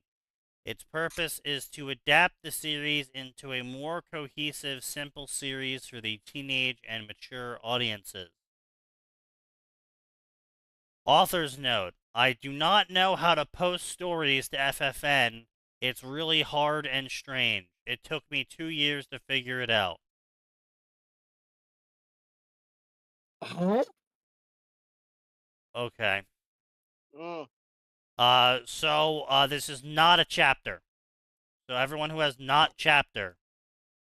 Non-chapter. Yep. Hey, it's away from everything else. It does nothing. Wait, have we had OOC already? We had OC times canon. Ah, OOC. out of character. Have we had OOC yet? Yeah, I'll allow it.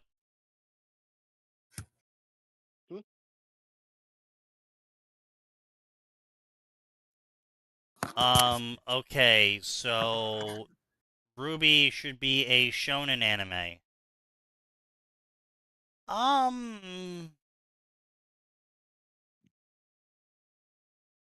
mean, it would have probably been better as a shonen, but It started as one, one. and then Yeah. they tried to go kind of like seinen in its vibe, more of Yeah. a mature audience, Yeah. which honestly was a big mistake, as all of us have discussed at this point. Yep. So Yep. yeah, Yeah. if it had stuck to villain a week formula shonen style, yeah, it probably would have done a lot better. This has less to do with the Unfortunately, story they or anime in failed their homework. general. I feel it should stay as a shonen because teenagers are the target demographic. That is patently false. Teenagers were not the target demographic of Ruby. Not even remotely. The target demographic of Ruby was all of the people who grew up watching Monty's animations. That was the target demographic of Ruby. Yeah, that seems fair. Which by the time Ruby was being posted, were not teenagers. No. There won't be a shocking amount of violence. I want the ability to make characters bleed and show the strain of their fights.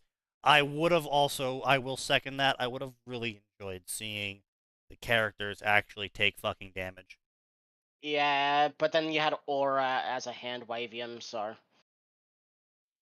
We need to make Yeah, the fights I- brutal, but we can't have them taking damage. See, that's the thing though, right? Is like I would have really preferred Aura being basically like an Eve shield. An Eve, you have shields, but what they actually do is they just increase your damage resistance. So if you instead we're gonna take 1,000 damage, you with your 75% shield, you only take 250. So like the shield is still up, but what it's actually doing is it's reducing the incoming damage to you. I would have preferred Aura to be like that, so you could keep the visual style of them taking damage, but you could excuse, oh, they got blasted through a building, why aren't they broken in half? Well, they're not broken in half because they have Aura, so they just look really scuffed up. Like, I would have much preferred that because it's really hard. I know why Monty didn't do it, to be clear. Monty didn't do it specifically because he wanted the fights to go on as long as the choreography was enjoyable for him. And if he had visual damage take place, he would have people questioning why someone's aura didn't break before now, even though they're getting hit a bunch. And so instead, what he did was he made the aura, and they even said this somewhere, is basically aura in the earlier volumes only broke when it was time to end combat. Literal plot armor.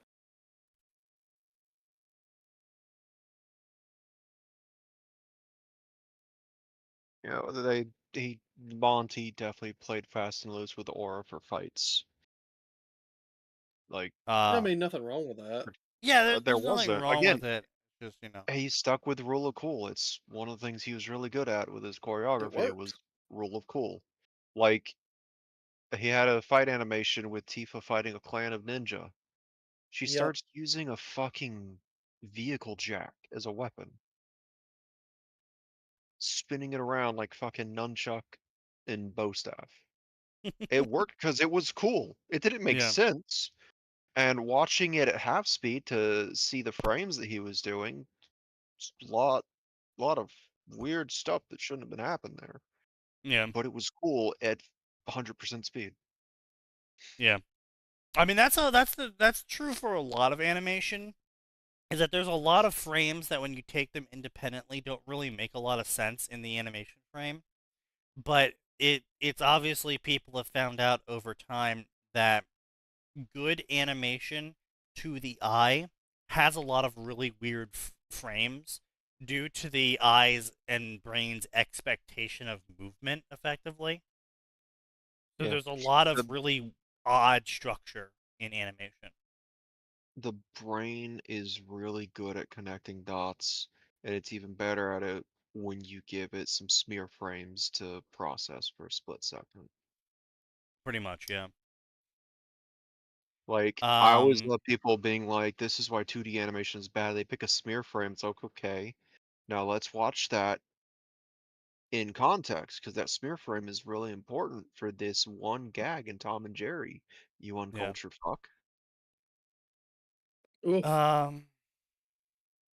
Yeah, but see, the smear frame also, makes my point that bad.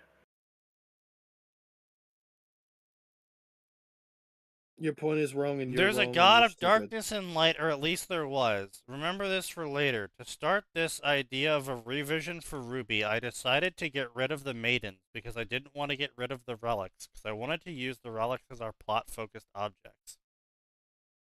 That's a dumb move. I would have gotten rid of both and just left them Yeah. as fairy tales as like these aren't MacGuffins for the characters. This is just world building for the backstory and how fairy tales are used to impart I would have lessons in really kids still. preferred that the maidens were going to be used as a Chekhov's painting, I guess is the best way to say it, where the maidens are used as a story tale of ancient heroes, right? And it's setting the audience up for Team Ruby to become the next incarnation of the maidens, not literally, but culturally. And maybe make it a title that crops up every few decades or something. Yeah, something Anything like that. except literal magic. Yeah. Because that was an important part. That was something that I don't know if Monty forgot when they were working on Volume 3's writing, or if it's something Miles and Carrie decided to throw out the window the second Monty passed. Monty claimed that there would be no magic in Ruby. Period. Yeah, that sounds he like did, a yeah. Miles and Carrie thing. So yeah, it's like, what would have been genuinely actually more awful is if Salem had came up with a grim parasite that literally eats your fucking soul and turns it into power-ups for other people. Ugh. Way more horrifying I than, mean, it steals magic. She did do that technically. Yeah, technically, but it only works 'Cause against a maiden. that's how Cinder got half the maiden power. I know that's my point, Max, is that I would much rather that basically Ozpin's I would much rather the portrayal of Ozpin as a man caught in the past. And the reason why he took people like Amber and maybe throw like Winter in there and shit like that. Why he took these groups of girls under his wing is because he's trying to recreate the maidens as cultural heroes. And And so he like takes Amber under his wing, and then she's out doing hero shit, adventuring around, and that's why Cinder targets her, because she's helping people and she doesn't like people being helped. And fucking the Grim Parasite attaches to her and eats her fucking soul, and then gives Cinder the Amber's powers, and she's like, ha ha, so powerful. And Osmond's like, oh Jesus Christ, this is It horrible. steals their semblance and Yeah, that's what I'm transplants it saying. to whoever uses it. Yeah. And then like then that opens up future fights to be like, oh, you thought my power was this, but with this Grim Parasite, now I have like twice the power. Like it sets you up to have more villains in the future that can reoccur without being samey. Ruby So you Volume can have- 5, guest starring the Parasite unit. True. So you can basically, it's so you can have Team Ruby fight the same characters again to show how much they've grown. But also at the same time, yeah, have them be a threat again. I would say have them be a threat.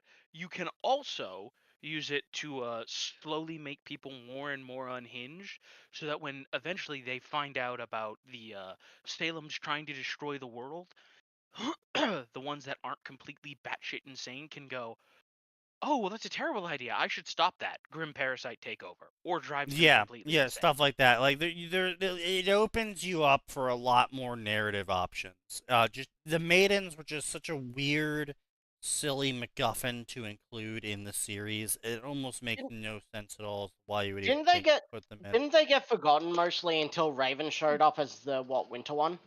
Yeah, yes, effectively. Or spring. What do you guest starring the Skulls Parasite unit? The fuck does that mean? Still the best fucking thing. Guest starring. So what the fuck? Guest starring a small bug that will eat your brain and take over. What? Hang on. Oh what? man, the fucking I was reading a gamer fanfic recently that was just like requirements not met for plague gargantuan leviathan. And I'm just like, what the fuck do you me and the character were like, what the fuck do you mean plague gargantuan leviathan? Oh Jesus. I appreciate that everyone's reaction was the same in that instance. The what? You just said a bunch of words at me that I didn't like. Yeah, I don't like any of those words. Starring the thermonuclear bomb man. What? Starring the Fury. Excuse me, what? Starring Ares, god of combat. What do you mean, Ares? Oh no. Starring Inquisitor Crippen and his latest Tyrannid plan. No. Why have you done this to me? It's that fucking, what's that sound that everyone plays? And then they show, like, the shocked, terrified face. You know the sound, right? Yeah. Yeah. Sneaky. Yeah. Starring Omni-Man. Oh no. Oh no. And the mission's like rescue the hostages. Oh no. Oh no. The only thing worse could be Homelander. No, Omni-Man's worse. Omni-Man is objectively worse than Homelander. He Not is his actions, but not his character. Yeah, Like, Homelander listen. would get his ass stomped. Yeah, I want to be clear.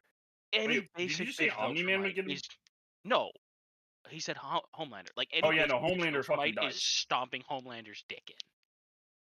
That's like I meant saying... in trying to save civilians. Yeah. Wait, what? Where does Homelander die? Don't worry about it. Anyway, point being is, yeah, I don't think the Maidens were very interesting as a narrative concept. I don't really think the relics are all that interesting either as a narrative concept. It's really Well, half the problem is nebulous. they barely did anything with. See, you say all that, but I think Ruby itself is very good as a narrative concept. I mean, it's not. Well, but... no, it actually kind of is, but they just did it really poorly. But no, like the Ruby. So they decided to release some fairy tales in a book yeah. for Ruby. Oh, wow. Criminy. They were okay. Like the legend for the Crown of Choice was actually pretty interesting, and but that's why I said like I'd keep the You relics know as what? cautionary tales because they're perfect for that. They're Atten not will MacGuffin understand for this. them. They're just world building. You know what the relics were, Atten? Hmm. Vanilla 5e magic items. Shit, you right. Terrifying. You know, It's like Are they really 5e though? has the most 5e of D&D, fifth edition of D&D. So Wizards of the Coast hate magic items because that requires like trying and effort and balancing and shit. So in 5e they nerfed the shit out of magic items to the point of it you just being like, why the fuck would I even use this? like It's like, most of it. oh yeah. I would say most of them are either incredibly boring. This is the armor of +1. Like, okay, I'm not gonna sit there and say D&D didn't have True. +1 armors. It did. It totally did. But it also had shit like this is the disguised armor where you can make it's a suit of elven chainmail, but it looks like a fucking suit or a dress or whatever you want it to look like. Or Yeah. this is the wall of the stone bastion. You can summon a tower. You can summon a 20-foot tall tower once a day while you're wearing this shit. Yeah. It's like this is very heavy stone armor, and it's got some wild enchantment on it that allows you to summon a wall in front of you as a reaction. Oh, that's kind of cool, actually. But then 5e was like, this is the sword of ice. You do 1d4 ice damage with it. That's dumb. Yeah. That's the thing. It's dumb and it's boring. Oh, Compare also, that. sorry, my one of bad. the I was making biggest- it too powerful. Let me give you an actual 5e item. One You're The right. Sword of 1d4? Cutting Ice. Do an extra 1d4 damage 3 times a day. Also, otherwise, it just adds. What is that? A +1 sneaky +2? Yeah, Yeah, plus 1. it adds +1 to your hit, +1 to your damage, and it lets you get around the damage reduction for non-magical weapons. Yeah. That's So it. it's a That's all it does. standard masterwork weapon, basically, with some extra damage put on it. And 3 times per day you can do an extra 1d4 frost damage. Compare Oh, that. yes, 3 times a day. 3 times a day. Compare that to like the elemental burst sword. And this is considered a very rare magical item in 5e. That's so Like- fucking dumb. Yes. Listen, I don't like guns. I don't like putting guns in Pathfinder. I think putting guns in D&D and Pathfinder is a mistake. But there were some cool ass magic.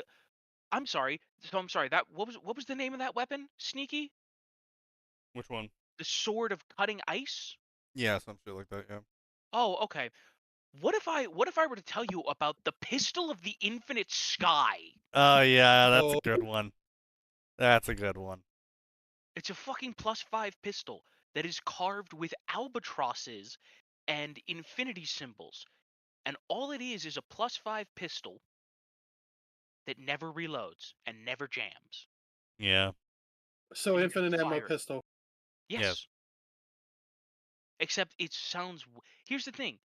Both of those are very boring, basic vanilla effects. But Pistol of the Infinite Sky sounds a whole fucking lot cooler now, don't it? Yeah. And But it's it- actually stronger on average. Yeah, Well, it is. yeah, obviously. But 5e magic items are just so painful because it's like, oh, this is a legendary 5e item. Once per day, you can use a level 2 spell for free. And then the second effect of the legendary item is that you get a reroll to the first wisdom save you have to make in combat. And then the third effect of the item is that you can blow up the item, and in exchange, you can cast Healing Hand. Let's What? just compare that to Yeah, a generic. it's Let's just compare bro, it's that bad. to the generic special weapon table. Yeah, The it's bad. randomly generated table from Pathfinder. Let's see here, Sneaky. I rolled a 73. I got a quenching blade. I can Puts out immediately fires. put out any fire. When I use it against anything that has fire as a type, I deal an extra 1d6 points of damage as I cut away at its essence. I get an Nice. extra bonus against fire-based effects, and the weapon is immune to fire, and that's a +1. Yeah, it's just the Default better. 5e legendary items are fucking painful to look at because it's just like so dog shit. And that's exactly why what would the you ruby bother? relics are. The ruby relics are 5e legendary items. Oh, with this crown, you can one time only see a theoretical possible future that, by the way, also instantly changes once you view it. Yeah. Yeah, guess what? I can do that if I close my eyes and imagine possibilities. Oh my Yeah, god. So yeah, you can use the crown. Oh, gee. Pussy, wow. Oh, you were quick with This is that. bad. Oh. Well, we have to add him That for was that. mean. Make him snip it. Like, Oh. even just the random shit that's in here, right? Lances of Jousting, Bloodletting Kukri, Boulderhead Mace. Wait, hang on, Fighter's Fork. What the hell is this? It's a fork. It's really funny. Then it's like, oh, this is the +1 trident can be commanded to lengthen or shorten its haft as a swift action. Fuck you. So it's sizing? Yes. But again, just that. I Like, was use like, it to wait, steal what's food this? from I your haven't heard of plate. this before. But yeah, no, it is so fucking baffling. It's insane because it's just like, oh, what's this? What's this lamp of genie do? Oh, the lamp of genie lets you ask 3 questions that at least 2 people know the answer to every 100 years. At least Oh 2 wow, people. I'm Really? so because it can't be a secret, Yeah. Oh, that's and it's fucking not a dumb. secret if 2 people know it. Yeah, that's fucking dumb. And no, it's does still it a count? secret if 2 people Does know it count I- dead people? No. At least I thought it was. At least I thought it was restricted to some I like don't general know. knowledge. I don't think it's restricted to secrets. It's restricted to past and present. No, that's what I'm saying though. Is So- like I don't think it can answer questions that are secret. No, I think I think there are no secrets from her.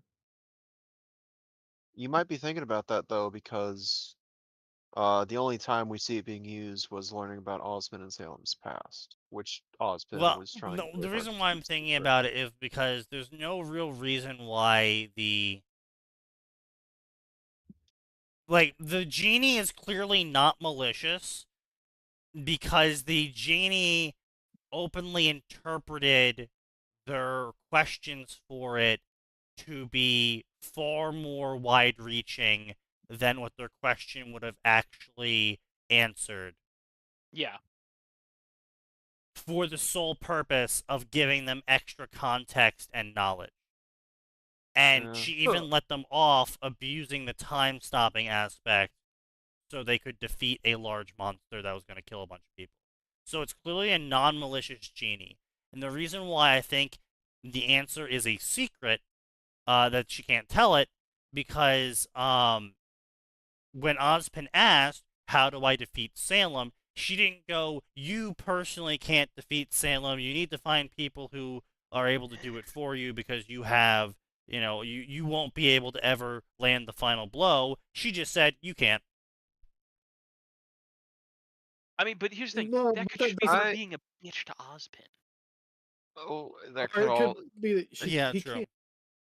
It could also be the Brothers Grimm being the dickheads they are, being like, you can't tell him how to fix this or how to do it. Or it could even be she is only allowed to answer literally. Yeah, but that's like again, it's so poorly defined. But Well, I don't think so because I think Jin explicitly says, as long as the question doesn't have to do with the future, she can and will answer it.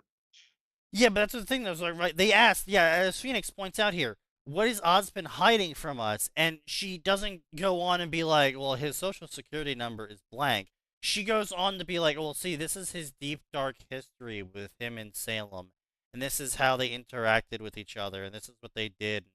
Like she clearly extrapolated from what is Ozpin hiding from us to be what a they wanted to know. completely different Yeah. answer that they should know that they didn't ask.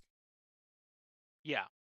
Or here's the thing: even if the genie had just gone for malicious compliance, what has Oz been hiding from us? His search history is this. His social security is this. His favorite food is this. He likes his coffee this way. Mm. And she could have just kept them there until they got disgusted and left because. Yeah, like infinite time. that's why I don't think the genie is maliciously complying. Like, Obviously, for my based interactions, on- my viewing of the interactions with the genie, in where she explicitly lets Ruby off for using her time stop powers to save people, where she goes out of her way to reinterpret the question in a way that benefits Team Ruby's knowledge of the situation. It looks to me more like Jin would like to answer more than 3 questions every 100 years, but she can't, because those are the rules. That's dumb. Yeah. There's also a chance that she just doesn't like Ozpin for some reason. Oh, it's entirely possible. I do think it's worth pointing out, like, when we see her direct interactions with Ozpin, it's not exactly cordial. I mean, she's I mean, probably sick of Ozpin by this Yeah, point. so you might be He's right. Yeah, pestering her for hundreds of years. it's not just that he's monopolizing her, it's also that he's cutting her off from the world and preventing people from seeking knowledge. Yeah. Yeah. So it definitely could be a scenario in where she doesn't like Ozpin, but keep in mind, the first questions he ever asked her, how do I beat Salem? So their first interaction was him trying to figure out how to beat Salem. So unless she had it out for Ozpin since the start, or she decided to not maliciously comply specifically because it would fuck Ozpin over, and show a completely different personality to Team Ruby than she does to Ozpin, like, there's a lot of what-ifs there that Occam's razor says she's not maliciously compliant. Until it says that she is. Yeah. He doesn't like men. Maybe. Oof. It is Ruby. If that was true, she still would have been a dick because Oscar was there. But anyway, so then you have the Staff of Creation, which has another conveniently helpful Jin who is totally down to helping people make shit they don't understand as long as they can come to him with a rough idea of it, which is, okay. That just adds so much complication to Ruby. Like, you could use the Staff of Creation to create so much wild shit, to prototype so much wild shit of like, hey, we have this design. It's going to be crazy expensive to make this. We want to make sure it works first. Here's the blueprints. Create it. Oh, it didn't work. Okay, back to the drawing board, guys. And you get infinite uses on the thing, right? Yes. No, well, infinite uses, but there's one problem with that, Sneaky, is the implication seems to be that as long as you have an idea of how you want the item to work, whatever he whips up will work, regardless of if it can physically do that or not. Why have the Staff of Creation continue to hold Atlas up when they could prototype a gravity-defying engine and he whips it up? Oh, hey, it works. And when they try to reverse engineer it, probably they can't because the insides are just magic. yes, you're not wrong, but didn't they say something about Amity being super expensive to run, and that's why they did it every 4 years? Yeah. Also, I would also like to say one of the things that the staff of creation says that when he makes something new, the previous Because thing they goes poop. Yeah. Yeah. yes, they clearly have again, gravity why- how tech did- because they make Amity fly. Yeah. Atlas, you mean? Yes, No, Atlas. Amity. The Amity, the arena. the arena. Arena. Oh, yeah. Yeah. So something is making that float, but they never take the time to even hand away what that is. No, Oh they no, call it Magnet. they gravity talk. dust. Yeah, It's they actually say gravity dust. put in Yeah, they there. have engines and they sabotage the engines of the thing, Oh, right. and then they blow It's up the magnets. engines, and the whole thing tilts because only half the engines are working now. Oh, right. Yeah, they had. That was Polandina's whole thing was fixing that up. Yep. But Yeah. yeah, so like they literally have gravity engines, and they also use that for their flying battleships. For the ships. So they clearly have the engine, so there's clearly some sort of restrictive cost involved in that level of flight that makes it Well, not. that was a lot of dust. Yeah, I mean it probably does, but like that's the thing, right? It's For like that matter, is gravity dust even naturally occurring? we don't know. Yes, the floating islands. Is it synthesized like Oh a yeah, the carbonite islands. dust? It is natural occurring. Yeah, they do have the islands. That's true. But yeah, again, like that sort of shit like makes no fucking sense because it's like, okay, so if those islands are the only places with gravity dust, and dust doesn't grow back, then those islands would have all been harvested, or they're like they should have made some sort of comment about how there's less islands now. Like they're like this sort of shit makes no fucking sense, and this is why I hate introducing alternate elements into a story where you have some sort of magic equivalent going on. It's totally like the 5 elements Chinese style is fine, the 4 elements Western style is fine. But when you start throwing shit in there like hard light and missile dust and gravity dust and time dust, it's just like, oh my fucking god. Just no, it makes This is no magic sense. fart dust. But look, Sneaky, they did their world building as Rooster Teeth does all of their world building off screen. Oh yeah, they mine the dust off screen. Except for that one time that they showed it on screen and it didn't act the way that they said it did. Yeah, they they made it work. proceeded to talk about how if they shoot the dust at all, the dust will all explode. But then they also have industrial mining equipment that they use to mine the dust. But also they shot the That they dust need a bunch slaves and for. it didn't explode. Yeah, that's another classic. But yeah, so I don't like the relics because apparently the Sword of Destruction can only destroy one thing every certain amount of years or something, like 20 years or something like that. Why Salem. can't I just? It why the hasn't been revealed. Maybe Kruby answered it in some video I'm never gonna watch. And then there was the relic creation. Yeah. So it's like none of these relics make any fucking sense. None of these relics are useful. And one of these relics, the fucking rod of creation, is so brokenly overpowered that I can't even understand. Like, I'm sorry. Hey, Genie, I need a dome, fully encapsulating 360-degree sphere to be created around Salem.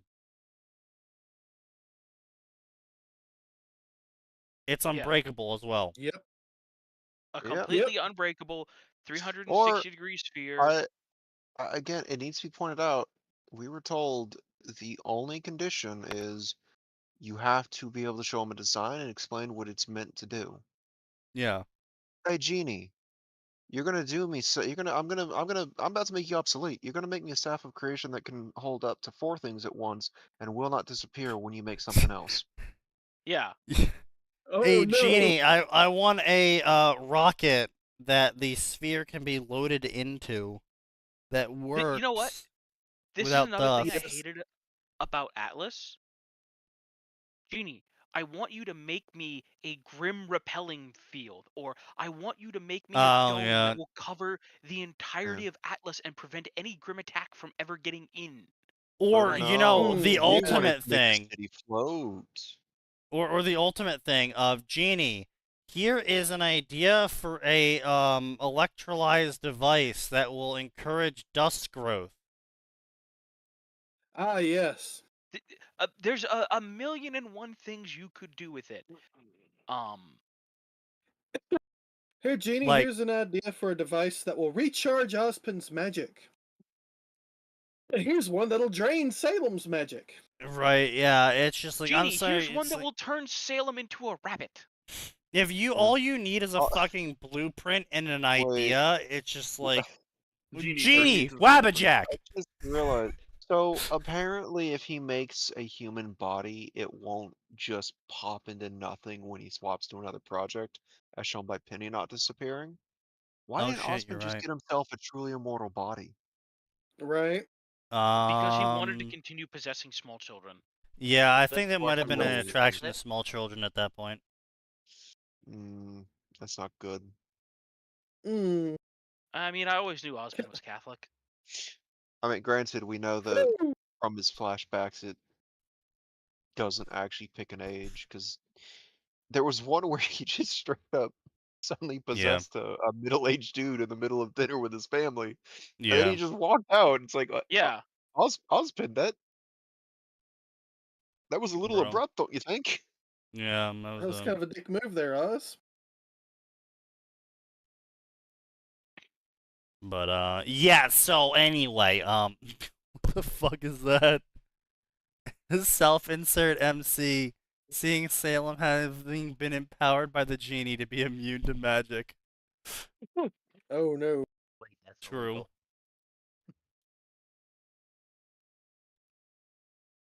But yeah, it's like, I'm sorry. It's just like there's so many things the Rada creation could jailbreak. It's insane. And depending on the rules you have set for it, it doesn't, it limits it, but it doesn't fucking stop the jailbreaking. Like, just the fact that it can manifest things. Like, even if it was only able to manifest raw materials, and you had to do everything else, it's still fucking jailbroken! Yeah. Little Like, bit. that's the sort of thing where there has to be hard limits of, like, I can't recreate my vessel. I can't Yeah. make anything that could destroy the Brother God's works. So, like, can't kill Ozpin, can't kill Salem. The Grimm don't count because at that point they're now Salem's creations and not the Dark Gods. Yeah. Things like there is a hard limit on how much of a material I can produce, and anything you make with that material will suddenly just stop working when you swap me to something else. Can't kill anybody, so don't ask. Can't make anybody fall in love. You There really are probably- 3 Yeah, I can. rules to granting wishes.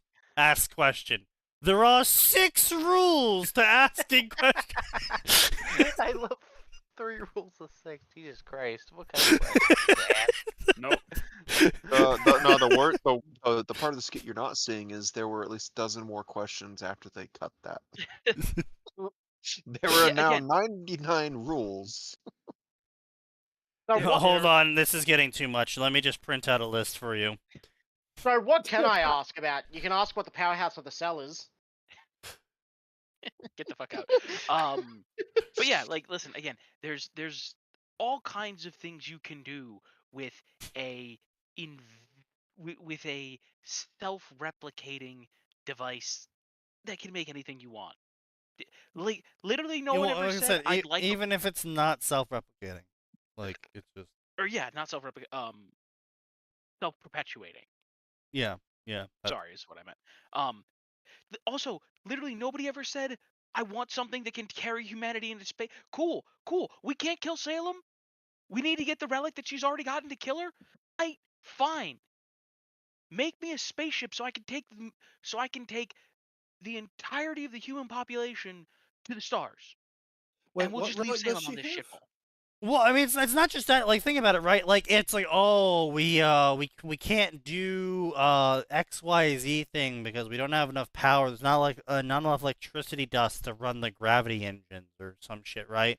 It's like, okay, well, I want a self-perpetuating engine that generates a limitless amount of energy without any heat output, and it's got to rotate. And it's just like, oh, okay. And it's just like plug everything into it. It's like now the engines are powered. The giant death beam that's powered now. The super shields that you could never run because you didn't have enough power for, those work now too. Yeah. It's like, oh. It's like the infinite laser beams that will just swat Grim out of the sky while you sail off to Beta Centauri or whatever. yeah, it's like, I'm sorry. It's The like FTL there's engine. just so many ways. Even the most restricted versions of auto creation is insane. And then to make up for it, the other 3 relics are fucking useless. It just Yep. remove them. Just get rid of them. Fucking them all. It makes no sense. Like, if you really wanted to have some fucking dumb shit MacGuffin that would resummon the gods, just make it 4 fucking crystals or some shit. Yeah. Yeah. But Sneaky, that's so basic. They have to be special. Well, they're not special as the way they fucking are right now, so. There's so much you could do with it. And once again, the biggest problem here is you can look through the items from Pathfinder True. as an example, and you can find so many cooler Pathfinder in 3.5, and you can find so many cooler magic items.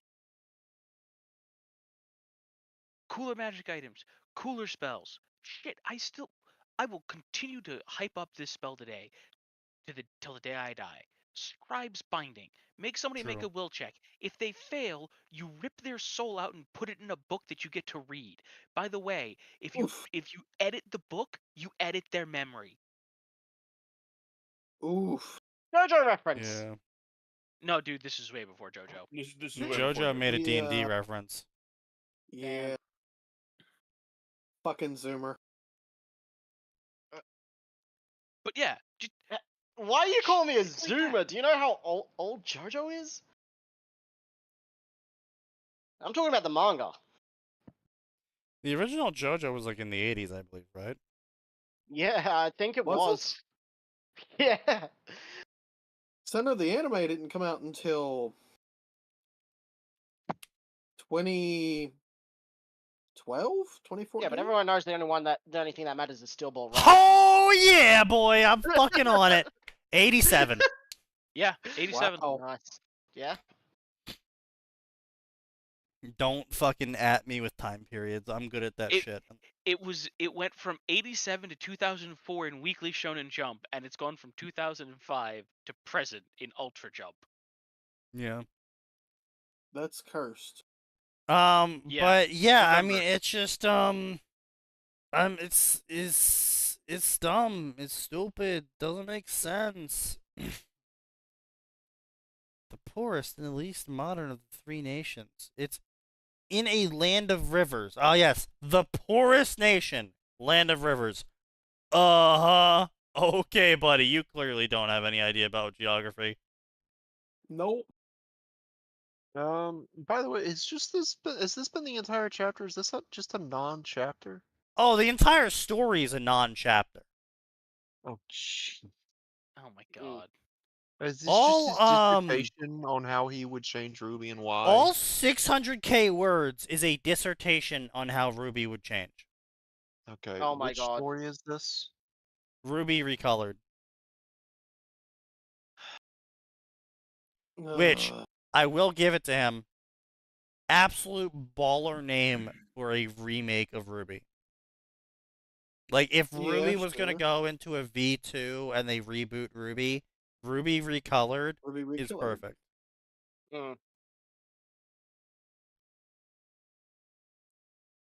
I'm not sure whether Part 4, which is what we're talking about, was inspired by American Psycho or the other way around. I think American Psycho came out before Part 4, didn't it? No, hold on. When did Part 4 come American Psycho was 91. Yeah, I would say American Psycho's old, guys. out? Okay, it started in May 1992. Yeah. So there you go. So Jeez. technically, Kira could have been made afterwards, I guess. Well, no, we're just make sure we're talking JoJo Part 4, right? Yeah, JoJo Yeah, Part 4. JoJo Part 4. Oh, no, dude, come on. Araki is inspired by so much American media. Yeah. Yeah, the book that made The- the American Psycho movie came out in 91. Yeah.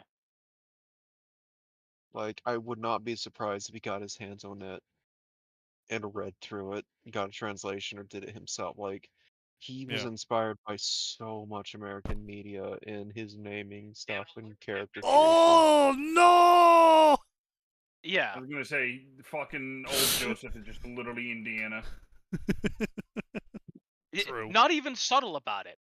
And guess what? That's okay. But Old yeah, Joseph it's is just like there's a lot of bits of Ruby that I would absolutely just be like, no, I'm just not gonna have that. Like, I like the idea of magic being a thing at one point and then disappearing, and then everyone had semblances after that, and like there was like a de-evolution. I think that's kind of a cool like back lore drop. Like, don't make it relevant to the actual story, but just like have that be the background lore as to why people have semblances. That's cool.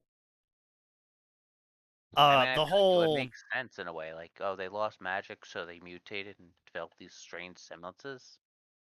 well, I mean, you don't even need to be like, oh, they lost magic. It could just be like a case of like maybe an apocalyptic event, maybe like with the coming of Grimm, like you could do some shit with like instead of the gods being like Lamau, we're just gonna exterminate humanity but fail at it and then leave anyway. You could be like you could do the classic Tolkien stuff, of the mages were too greedy and they tried reaching beyond their station effectively, and their greed and pride and whatever the various seven sins or whatever really messed up the ritual they were doing, and it sucked all of the magic out of the world and turned into the first Grim pool, and from the Grim pool poured forth Grim, slaughtering everyone. And then in response, everyone still had innate magic, but they weren't able to like use it anymore. And so that's how semblances came out, because the soul was saturated in magic from the ritual. Yeah. The million things you could do. All of them more interesting than that. All of them more interesting than these two guys are immortal gods. And then Salem was like, but what if I killed immortal gods? And so she convinced all of the human armies to band together to go fight the immortal gods, because for some reason they could just like do that. And then they marched on the immortal gods, and the immortal gods saw them marching on them and were like, maybe it's just a big parade. And then they watched all the humans walk up to them, and they're like, well, this is a really big parade. Why have you come here, Salem, with this big parade of humans? And Salem's like, Because I'm I here to want kill to take you. your power. Yeah, I want to take your power so I can resurrect my husband. Die now, you immortal gods who have control over life and death and souls. And then all of the humans threw a fireball at the dragon, except the dragon was actually immune to fire and magic. And then he said, okay, well, I'm going to shoot a laser at the moon to punish you. I'm just kidding. I'm shooting a laser at you, and I'm going to go fly through the moon. Because fuck you. And I then, never liked the moon anyway. and then for some reason, humans still existed after they did the Exterminatus death wave, and then Faunus started existing after that, and then the Yeah, then semblances happened because Ozpin possessed the dude, and then he unlocked aura in everyone because he just knew how to do that. It's magic. Don't worry about But yeah, that's a really fucking stupid thing. And then Volume 9 was like, hey, remember those gods? Yeah, they're actually not gods. They're janitors who have a lot of power. it. Of course. Yeah. Guineas. So yeah, because the Tree of Beginnings created the Brother Gods, because they wanted one god to be the janitor of creating new stories, and so his job was to make new things so new things could happen, and then the other god was the god of stories ending, and his job was to clean up stories when they were done. Oh, that's nice. That's the Oh, dumbest shit in fucking existence. Yeah, and that particular god went crazy because it was never his time to move on to a new story, and he realized, ah, that's kind of fucked up. Yeah. Oh no, the cat went crazy. Yeah, the cat was the split off from that god. He was meant to clean up the No. stories and help them move on. He was meant to find all the bad, like the purpose for like the Jabberwockies and shit was to kill off distorted story spirit things. The cat was kind of just to find them, if I remember correctly. Yeah, so basically what it was Well, is he the helped them first move on, creations too. of the gods, when they really got into the swing of things, was the Jabberwockies, who were basically supposed to do the job of the brother god, and then they also created the Curious Cat, and the Curious Cat's job was to learn all the stories so he knew when it was time to stop telling them, and for the stories to move on. Except he realized then that he would be the only one whose story never ended, and he went insane. I thought his thing was more that he's just wondering what happened to the gods, and he was so obsessed Oh, with he that. doesn't give a shit with the gods. Yeah, no, he He does doesn't not care. give a fuck. No. He's mad that he is the only one robbed of a proper ending and rebirth. Ah. Yeah. Which is understandable, honestly. Yeah. When you are made for a purpose and you find out that your purpose is the only one that is never ending, yeah, I would see some resentment there I thought that was building kind up. of the main reason why he wanted to leave Neverland so badly. He wanted to No, leave Neverland because he wanted to start a new story. Yeah. You know, I might actually sit down and rewatch Volume 9 and just skip the first 30 minutes because nothing happened. Nothing happens in those 30 minutes. Nothing whatsoever. I'll just do that. I'll just start rewatching Ruby volumes 1, 2, 3, and then skip to 9. No, what we have to do, Max, is we have to watch Volume 9, and then we have to start back at the beginning. Oh God, no. Obviously. Oh, Sneaky, that's what we do. Watch Volume 9, get to the point where Ruby drinks the tea, and then just cut it there and start back at Volume 1. And then Volume 1 cuts in. It's like the alternate path is that Ruby did drink the tea. See, it even comes with a new art style.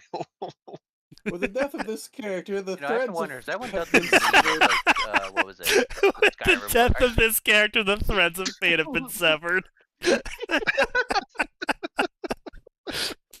Restart your save now, or be forever, or roam forever in this lost continue world. in the doomed world.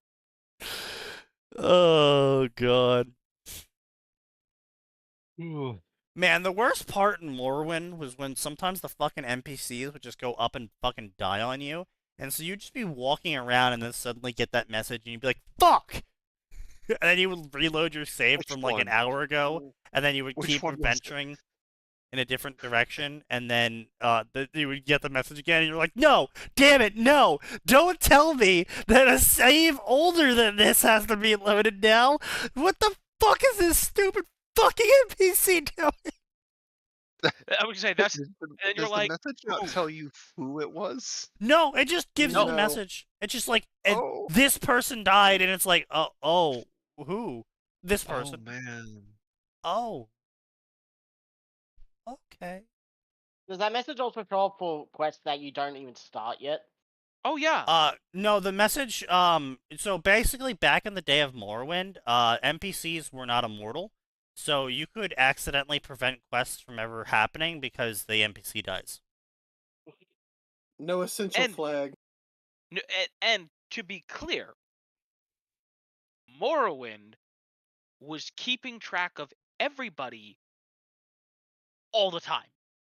Yeah, now, admittedly, a majority of the NPCs never ventured out, but some NPCs did have patrol routes, specifically a lot of the monsters. And, sometimes, like, the monsters got a little bit too close, and their attack range was a little bit too large, which would eventually sometimes culminate in, like, this NPC who's supposed to be important, who's wandering around on this road that monsters normally aren't supposed to go on, but because this monster spawned and he got to this specific pixel where his engagement range overlapped with the monsters, and then they classed and fucking died. Yeah. There's a dozen different reasons it can happen, but the point is, you can be off at the. You can walk out the starter dungeon, and if you get super unlucky, you could get the message. And then you're just like, what the fuck? Yeah. Yeah. Yeah, it's pretty awful. Hilarious, but awful. I Oh would yeah, say, certainly, on one absolutely level, hilarious. I find it deeply enjoyable. On the other hand, I also here's the thing: I respect game developers for committing to anything can happen and your save can get fucked. Technically, this is a game over, but you can still play. On the other hand, I also respect Baldur's Gate 3 for allowing you to continue the main storyline somehow after murdering everybody on the fucking map. I think Yeah. that's because technically Raphael You know can what? help you, isn't it? None of these characters are actually important. They could have been. You could have changed history. I mean, you did change history. You killed all of them. But these could have been really important people. But you know what? You're still here, so you can still save the world. Or you're What's left of it? But yeah, no, I mean, it was an interesting time with Morrowind. It was definitely an interesting time. I like the idea of no essential flags. Like, compared to Oblivion, there was a couple of moments in Oblivion, where they did have a lot more NPC patrols going on and a lot more attempts at like Radiant shit. But like the problem with Oblivion's more Radiant shit is that occasionally you would come across like a level 1 commoner who is marked as an essential NPC because he's like either a quest giver or, you know, he's a part of some quest that hasn't triggered yet. And like you just see this fucking ogre just beating the shit out of him Yeah. That was kind infinitely. of funny sometimes. And you're just like, which is why for the next Okay. game they were just like, yeah, no, we're not just gonna let you do that. yeah, you know, it's a real mixed bag. You know, I am almost tempted to install Lorerim. The fuck is Lorerim? It's a 500 mod mega pack. It's 500 Oh, gigabytes Lord. large.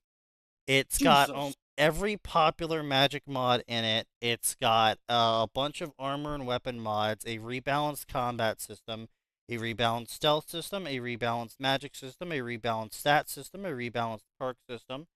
It's got a rebalanced leveling system.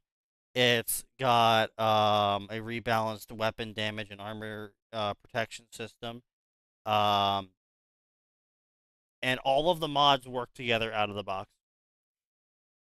How was this 500 gigs? Textures. It's textures, isn't it? Mods. Yep. Textures, yeah, textures as well, yeah. Yeah. 500 gigs? That's nothing. Well, I would say it's gonna be mods. Actually, no, it's that gonna is be actually quite a textures. bit. It's gonna be all kinds of stuff. crazy amounts of Music, scripts. Yeah, they added. They also open worlded all of the map, so the worlds aren't separate cells anymore. The cities aren't separate cells anymore. They added a bunch of homes and players and like 300 more quests and yeah, it's a really massive. But I mean, the key part there is it's a mod pack and all of the mods work out of the box with it, and you never have to update any of the mods individually. It's one singular thing you maintain. Yeah, but it's 500 fucking gigs. Yeah, for it- terrible, it's- like, The for a price single that is game. paid for fun. Yeah. That is the one restrictive thing is I would need to buy a new solid state drive to fit it. Yeah. No shit. But you never know. I might need to buy a new solid state drive soon at some point as well because I mean their health is slowly ticking down, but yeah. It is finite, like all Yes. things man makes. Indeed. But yeah, so we'll actually end on this delusional man's delusion, a Nobody 400k wins word once again. delusion. The suffering will continue until Yeah. will continue next The week. curse remains unbroken. We will come back and play more bingo on Tuesday because there